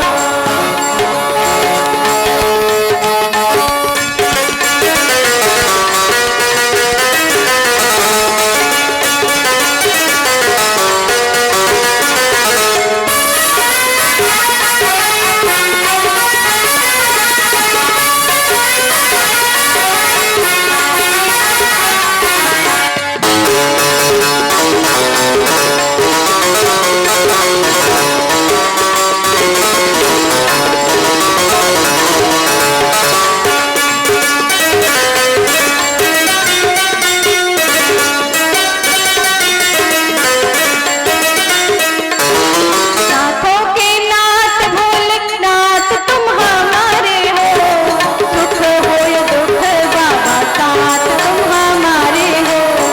सुख हो या दुख बाबा साथ तुम हमारे हो, सुख हो या दुख बाबा साथ हमारे हो। नाथों के नाथ भोलेनाथ तुम हमारे हो, सुख हो या दुख भोले साथ हमारे हो। दुख हो या सुख में साथ हमारे हो, दुख हो या दुख में साथ हमारे हो। नैया को पार लगाना होगा, डम डम डमरू बजाना होगा। नैया को पार लगाना होगा, डम डम डमरू बजाना होगा। डम डम डमरू बजाना होगा। डम डम डमरू बजाना होगा। डम डम डमरू बजाना होगा। डम डम डमरू बजाना होगा। डम डम डमरू बजाना होगा। डम डम डमरू बजाना होगा। डम डम डमरू बजाना होगा। बोले शंकर भगवान की जय, श्री पार्वती मैया की जय। पार्वती जी ने भगवान शंकर जी का घोर तपस्या किया है। भगवान शंकर जी प्रसन्न हो गए। सप्तऋषि आते हैं, पार्वती जी के प्रेम की परीक्षा लेते हैं। जाकर बताया है, भगवान शंकर जी ने जैसे सुना, भगवान शंकर जी ध्यानस्थ हो गए हैं। ठीक उसी समय तारकासुर का जन्म हुआ है और वो तारकासुर समस्त देवताओं को परेशान कर रखा है। समस्त देवता मिलकर भगवान शंकर जी के पास जाते हैं, प्रभु आप विवाह कर लीजिए। क्योंकि ब्रह्मा जी ने तारकासुर को वरदान दिया था। तारकासुर का जब जन्म हुआ तो उसने ब्रह्मा जी की तपस्या की। ब्रह्मा जी प्रकट हुए तो ब्रह्मा जी ने कहा वरदान मांग लो। तारकासुर ने कहा कि यही वरदान दो कि मैं किसी से न मरूं। ब्रह्मा जी ने कहा ऐसा हो नहीं सकता है, तुम कोई दूसरा वरदान ले लो। तो तारकासुर ने कहा यही वरदान दीजिए कि मेरी जब भी मृत्यु हो, भगवान शंकर जी के हाथ से जो पुत्र हो उसके हाथ से ही हो। भगवान शंकर जी का जो पुत्र है उसके हाथ से ही मेरी मृत्यु हो, इसके अलावा किसी के हाथ से हमारी मृत्यु ना। क्योंकि तारकासुर ये जानता है कि भगवान शंकर जिस समय समाधि में है, और जब यदि वो समाधि में है तो विवाह करेंगे नहीं, विवाह करेंगे नहीं तो पुत्र होगा कैसे। इसलिए तारकासुर ने ये वरदान मांग लिया। समस्त देवताओं को परेशान कर दिया, चूंकि वरदान था कि जब भी इसकी मृत्यु होगी भगवान शंकर जी के जो पुत्र होंगे उनके हाथों से ही होगी। इसलिए समस्त देवता मिलकर भगवान शंकर जी के पास गए, हे प्रभु विवाह कर लीजिए। और जैसे समस्त देवताओं ने निवेदन किया है, यहाँ तक कि भगवान राम जी ने भी कहा, तो भगवान शंकर जी विवाह करने के लिए तैयार हो गए। समस्त देवता खुश हैं, प्रसन्न हैं कि अब तो भगवान शंकर जी का विवाह होना है। सारे देवता कहे कि बाराती लेकर जाना है दूसरे के गांव, थोड़े सज धज जाएं, बाराती अच्छे से हो जाएं। अब दूसरे के गांव में जाकर हंसी थोड़ी ना करवानी है। तो सारे देवी देवता कहाँ चले गए? अपने अपने लोग कर गए। जाकर बाराती सजना प्रारंभ हुए और इधर भगवान शंकर जी अकेले बैठे थे। सारे भूत प्रेत आए। भूतों ने कहा, प्रभु मेरे सुनने में आया है कि आपकी शादी हो रही है। शंकर जी ने कहा, हाँ हो तो रही है। आपके जितने बाराती सब तो सजने धजने चले गए और दूल्हा की कोई सजावट ही नहीं हो रही। मतलब जिसकी शादी होने वाली है उसका कोई सजावट नहीं, कोई मेकअप नहीं, कोई नहीं सजा रहा है उनको, कोई नहीं सजा रहा है। और जो जितने भी बाराती हैं जिनका कोई लेना देना नहीं शादी से, वो सब सजने चले गए।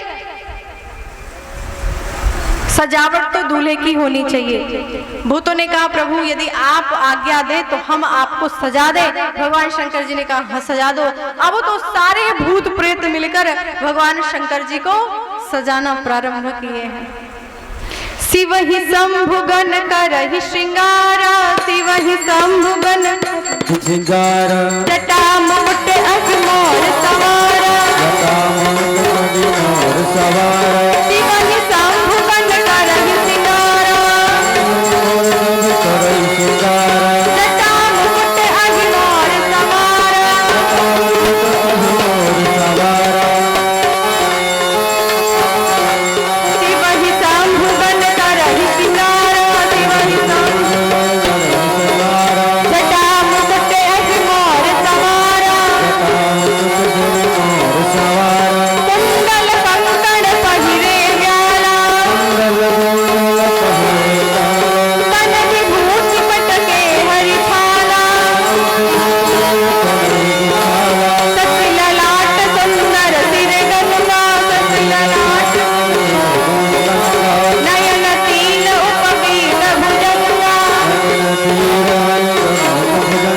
शिव ही शंभुगन करहि श्रृंगारा, करहि श्रृंगारा, शिव ही शंभुगन करहि श्रृंगारा, करहि श्रृंगारा, जटा मुकुट अहि मोर सवारा, जटा मुकुट अहि मोर सवारा, जटा मुकुट अहि मोर सवारा, जटा मुकुट अहि मोर सवारा, जटा मुकुट अहि मोर सवारा। जटा मुकुट अहि मोर सवारा। भगवान शंकर जी का सजावट करना प्रारंभ। अब एक दूल्हे को जैसे सजाया जाता है, सारे भूतों ने वैसे ही भगवान शंकर जी को सजाया है। कोई भी भूत ऐसा नहीं था जिसने ब्यूटी पार्लर का कोर्स किया हो। भाई सजा वही सकता है ना। जब भी शादी हो तो दूल्हा दुल्हन को सजाने के लिए कौन आते हैं? जो ब्यूटी पार्लर में सीखा हो सजाना धजाना, वही सजाएगा ना। पार्लर से कोई भी कोर्स नहीं किए, सारे के सारे भूत। एक भूत ऐसा था जिसकी शादी हो चुकी थी। अब सारे भूतों की शादी भी तो नहीं होती है जल्दी, कितने भूत तो कुंवारे रह जाते हैं। एक भूत ऐसा था जिसकी शादी एक चुड़ैल से हुई थी। भाई किसी भूत की शादी किसी अच्छी लड़की से तो होने वाली नहीं, होने वाली है, उसकी शादी तो चुड़ैल से ही होगी। अब एक भूत ऐसा था जिसकी चुड़ैल से शादी हुई थी और वो दूल्हा बना था। उसको पता था कि दूल्हे को क्या क्या होता है। वो बताना प्रारंभ किया कि दूल्हे को कैसे कैसे सजाया जाता है। दूल्हे को क्या लगता है? पहले अबटन लगता है, हल्दी लगता है ना दूल्हे को। हल्दी कहाँ से लाया जाए? सारे भूत प्रेत मिलकर श्मशान घाट गए और वहां पे जो चिता जल रही थी, बिल्कुल ताजी ताजी चिता, गरम गरम, उसमें आग के भी बहुत सारे कोयले थे जलता हुआ, और वो चिता का भस्म उठा ले आए। भगवान शंकर जी के पूरे शरीर पे मलना प्रारंभ किए। भगवान शंकर जी को जैसे वो आग का अंगार लगे ना तो जल जाए, तो शंकर जी उचक जाए। तो भूतों ने कहा दूल्हा बनना इतना आसान नहीं है, लड़की ऐसे नहीं मिलती है। संसार के जितने भी दूल्हे सबको ये लगवाना पड़ता है प्रभु, तब आप दूल्हा बनेंगे। पूरे भगवान शंकर जी, इसके पहले तो भगवान शंकर जी बड़े सुंदर लग रहे थे, अब जो चिता का भस्म लगाया बिल्कुल काले कौले जैसे लग रहे हैं, काले काले। अब दूल्हे के गले में एक माला होना चाहिए। माला कहाँ से लाया जाए? गेंदे का माला, गुलाब का माला, कमल का माला हो। और मान लो बारात पहुंचने में रात हो जाए, पता नहीं नगर कितनी दूर है, हिमाचल नगरी, पहुंचने में समय हो जाए, तब तो माला मुरझा जाएगा। तब तो ये दुनिया के जितने दूल्हे उनसे कम दूल्हा हो जाएंगे। भूत गए और छोटा छोटा जो सर का मुंडी होता है ना, खोपड़ी, वो ले आए और एक दूसरे में गूंथ कर अच्छा सा माला बना दिए। आज बारात जाए या कल बारात जाए या परसों बारात जाए, ये मुरझाने वाला नहीं है, ये सूखेगा नहीं, ये मुरझाएगा नहीं, खराब नहीं होगा। गले में एक सांप पहना दिया, जो जटाएं थी उसका मौर्य मुकुट बना दिया, और उसके उस जटाओं के ऊपर एक सांप को बिठा दिया। न जाने कई दिनों से भूखा प्यासा बुढ़ा सांप, वो बात बात पे फू फू, बात बात पे फू फू करता रहे। सांपों की आदत है। और वैसे ही भूखा प्यासा बेचारा बुढ़ा था, न जाने कितने दिनों से भूखा था। उसी सांप को लाकर जटाओं में बांध कर रख दिए। और भूतों ने कहा, प्रभु जब दूल्हा चढ़ता है ना, घोड़ी पे चढ़कर जब दूल्हा जाए तब हवा चलता है तो उसका जो मोर मुकुट होता है फर फर फर फर करता है। कैसे करता है? फर फर फर फर। अब मान लीजिए यदि हवा ना चले तब तो आपका मोर मुकुट करेगा नहीं, तब तो दुनिया से कम दूल्हे आप हो जाएंगे। हम ऐसा सांप बिठा रखे हैं, हवा चले या ना चलिए फू फू करते ही रहेगा। भगवान शंकर जी प्रसन्न है। बीछी ले आया गया, हाथों में पहना दिया, कान में पहना दिया, दो चार इधर उधर लटका दिया। सांपों का श्रृंगार किया है, बीछियों से श्रृंगार किया है। नया बागंबर ले आए और भगवान शंकर जी को पहना दिए। अब बागंबर में कोई बटन तो है नहीं कि एक दूसरे को बांध के रखे, पहनाए कैसे, इसको कैसे फंसाएं? तो भूत ने क्या किया, अपना दिमाग लगाया, भूतों वाला दिमाग, और उन्होंने एक सांप ले आया और कमर में बांध दिया कस के। सांप को ऐसे गोल करके और गांठ लगा दी सांप को। अच्छे से भगवान शंकर जी ने बागंबर पहना है। शंकर जी अब सज धज के तैयार है, इतने सुंदर दूल्हा लग रहे हैं, इतने सुंदर, नजर ना लग जाए। भूतों ने कहा कि अब तो काजल लगना चाहिए, कहीं नजर ना लग जाए, इतने सुंदर खूबसूरत लग रहे हैं दूल्हा, नजर लग जाएगा इनको। क्या किया जाए? श्मशान घाट पे गए। जो लकड़ी होती ना, आधा जल जाती है, आधा बच जाती है। शव को लाश को जलाने में, शव को जलाने में जो आधा आधा जरी हुई लकड़ी बच जाती है, उसी इतनी मोटी मोटी लकड़ी उठा लाए। अब लाके 4-5 भूत मिलके शंकर जी की आंखों में रगड़ना प्रारंभ किए। प्रभु नजर लग जाएगी। शंकर जी ने कहा कि ऐसा लग रहा है कि शादी के पहले ही लोग अंधे बना देंगे हमको, मेरी आंख से नहीं दिखाई दे। इतने खूबसूरत लग रहे, इतने सुंदर लग रहे, प्रभु नजर लग जाएगी। दूसरे के गांव में जाना, क्या पता किसकी नजर कैसी हो, लगी जाए आपको। दूसरा दूल्हा हम लोग कहाँ लेकर आएंगे प्रभु? काजल तो बहुत ज्यादा जरूरी है। शंकर जी को काजल लगाया है। अब तो शंकर जी तैयार हो गए, सारे देवता आए हैं, समस्त भूतगण आए हैं, नाचना प्रारंभ किया है। को मुखहीन विपुल मुख काहू, को मुखहीन विपुल मुख, बिनु पद कर बहु पद बाहु, बिनु पद कर विपुल नयन को नयन विहीना, विपुल नयन को हिष्ट पुष्ट को अति कनखीना, हिष्ट पुष्ट को मुखहीन विपुल मुख काहू, बिनु पद कर दो बहु पद बाहु, विपुल नयन को नयन विहीना, विपुल नयन हिष्ट पुष्ट को अति तनखीना, हिष्ट पुष्ट को अति तनखीना, हिष्ट भगवान शंकर जी समस्त भूतों को लेकर हिमाचल नगरी पहुंचते हैं। पहुंची भोला के बरियतिया हिमाचल नगरी, पहुंची भोला के हिमाचल नगरी, पहुंची भोला के बरियतिया हिमाचल नगरी, पहुंची भोला के बरियतिया हिमाचल नगरी,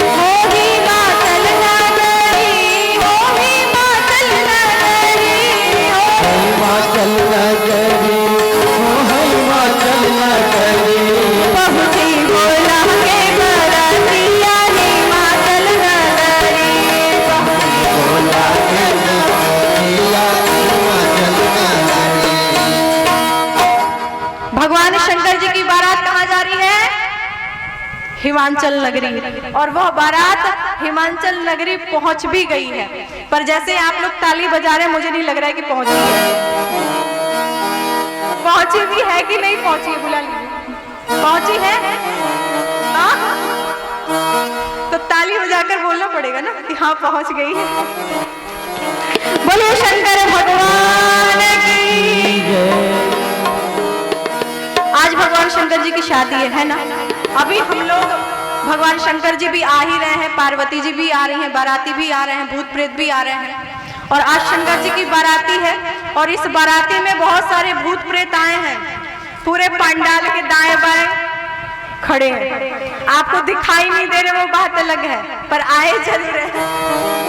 और वो ये देख रहे हैं कि भगवान शंकर की जय कौन बोल रहा है और कौन नहीं बोल रहा है।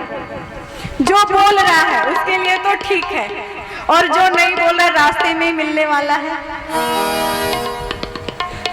फिर वो पूछेगा शंकर जी की जयकारा क्यों नहीं बोला, भजन पे ताली क्यों नहीं बजाई, भजन क्यों नहीं गाया। इसलिए हम सभी मीठी मीठी ताली सेवा करते हैं। पहुंची भोला के बारातिया हिमाचल नगरी,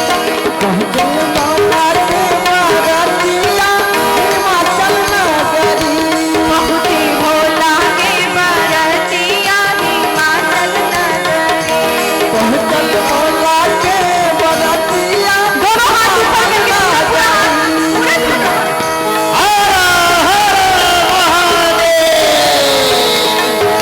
हिमाचल नगरी, हो हिमाचल नगरी, हिमाचल नगरी, हो हिमाचल नगरी। पहुंची भोला के बारातिया हिमाचल नगरी।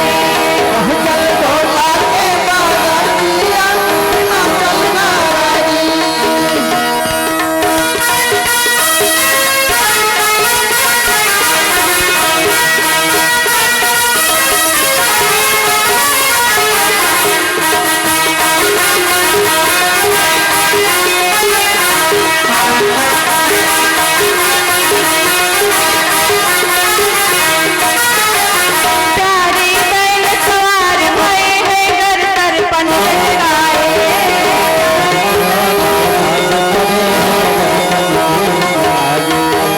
प्यारे बैल सवार भये हैं, घर दर्पण लटकाए।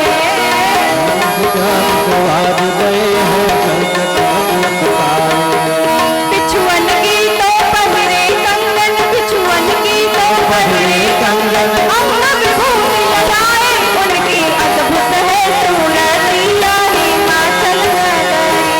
उनकी अद्भुत है सूरतिया हिमाचल नगरी।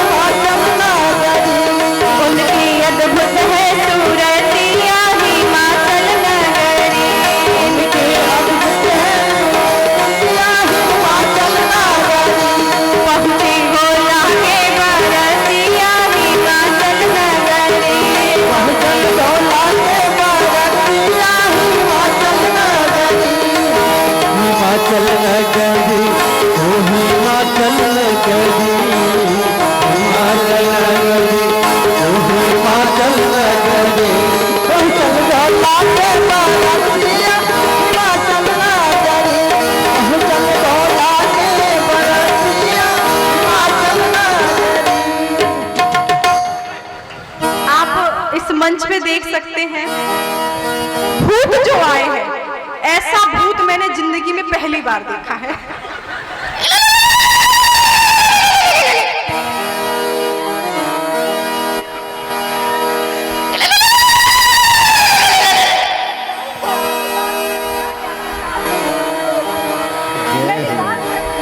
शंभो। हाँ हाँ,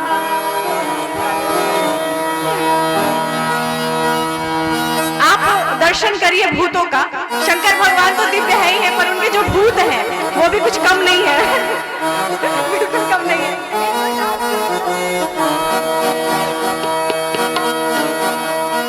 सब बातें अनोखी दैया हो, सब बातें अनोखी दैया, बम भोले के बारात में सब बातें अनोखी दैया। भोले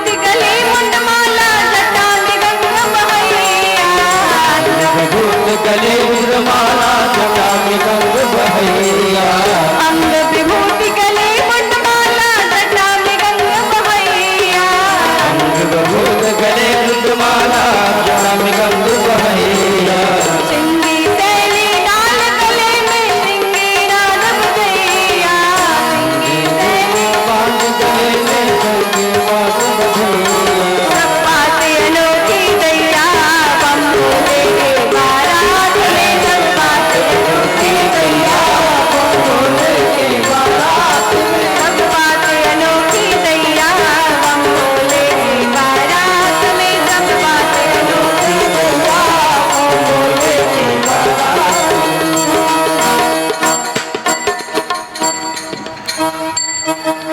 बड़ा ही दिव्य बारात है जो आपके इस डुमरी ग्राम में आया है और भगवान शंकर जी विराजमान है। भगवान शंकर जी का विवाह हिमाचल में विधि विधान पूर्वक होता है, संपन्न होता है। भगवान शंकर जी के हाथ में वरमाला दे दीजिए और पार्वती जी हाथ में वरमाला लेकर भगवान शंकर जी को हाथ में त्रिशूल गरबा, हाथ में त्रिशूल गरबा, सरवा मोहतबा, सुरतिया मनवा मोहतबा, बारे बैल पे सवार रूपवा मनवा मोहतबा, बारे बैल पे सवार रूपवा मनवा मोहतबा, बारे बैल पे सवार रूपवा मनवा मोहतबा,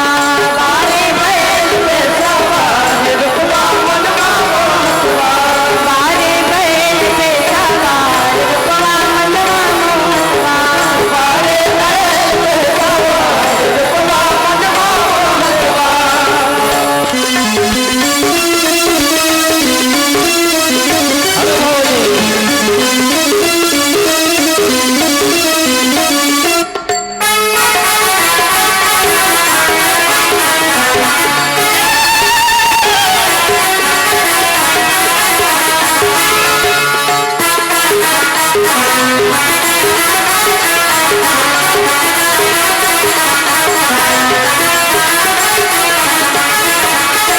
तन पे बागंबर चमके चांद की सूरतिया,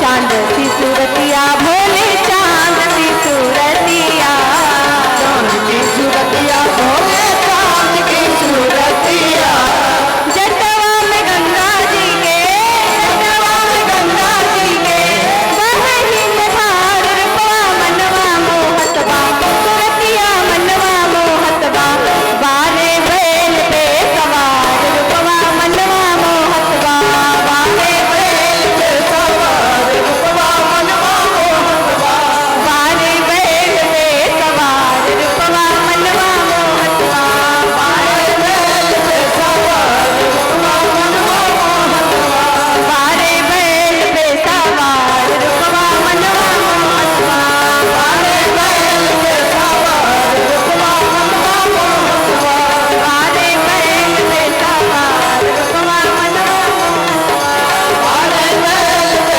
सवार रूपवा मनवा मोहतबा। बोले शंकर भगवान की जय, पार्वती जी की जय हो। भगवान शंकर जी की बारात हिमाचल पहुंचती है और भगवान शंकर जी का विवाह जो है वो विधि विधान के अनुसार हिमाचल नगरी में संपन्न होता है। भगवान शंकर जी उठेंगे, भगवान शंकर जी पार्वती जी को वरमाला पहनाते हैं और पार्वती जी भगवान शंकर जी को वरमाला पहनाती हैं और इसके अनुसार भगवान शंकर जी का विवाह संपन्न होता है। हर गिर जाकर भयहु विवाहु, हर गिर जाकर हर गिर जाकर भयहु विवाहु, सकल भुवन भरि रहा उठाऊ, पानी ग्रहण जब कीन महेशा, पानी ग्रहण जब कीन महेशा,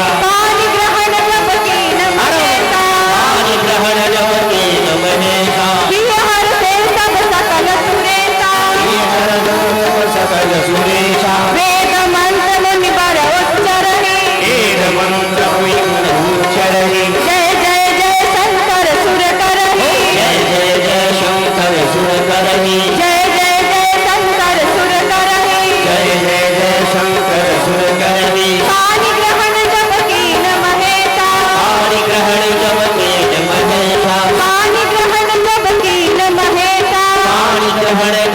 दीन महेशा हर से सब सकल सुरेशा हर से सब सकल सुरेशा हर से सब सकल सुरेशा हर से सब सकल सुरेशा हर गिरिजा कर भयहु विवाह हर गिरिजा कर भयहु विवाह हर गिरिजा कर भयहु विवाह हर गिरिजा कर भयहु विवाह सकल भुवन भरि रहा उछाहु सकल भुवन भरि रहा उछाहु सकल भुवन भरि रहा उछाहु सकल भुवन भरि रहा उछाहु।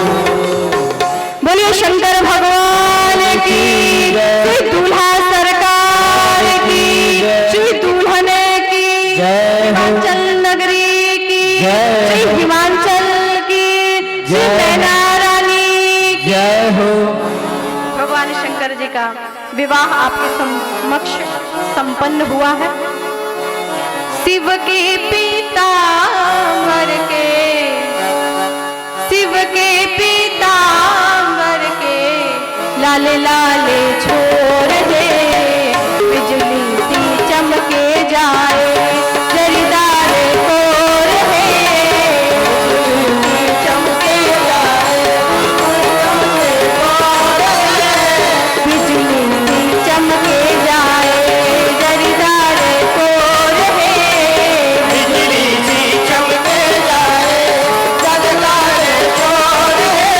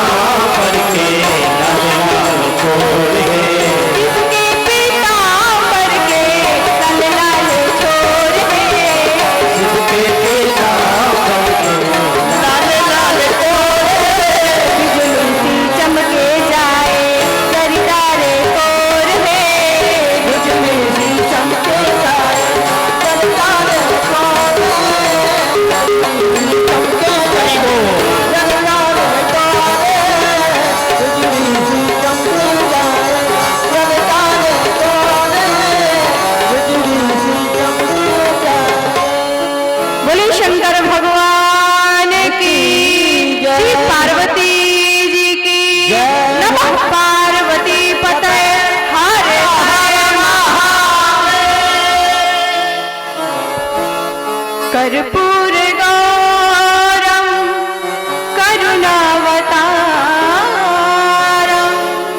संसार सारम भुजगेन्द्रहारम कर्पूर गौरम करुणावतारम संसार सार भुजगेन्द्रहार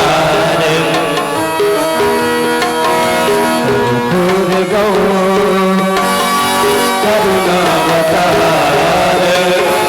संसार सार भुजगेन्द्रहार सदा वसंत हृदयालवृन्दे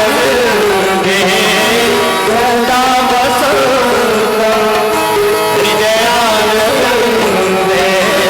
भवं नमामि सहितं नमामि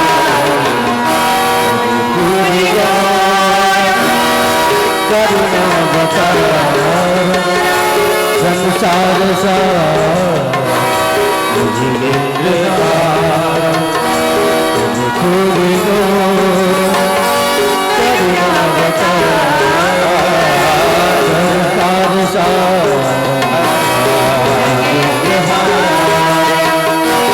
सदा वसंतं हृदयारविन्दे सदा वसंतं हृदयारविन्दे भवं नमामि सहितं नमामि कर्पूर गौरम करुणावतार संसार सार भुजगेन्द्रहार कर्पूर गौरम करुणावतार संसार सार भुजगेन्द्रहार। बोलिए शंकर भगवान।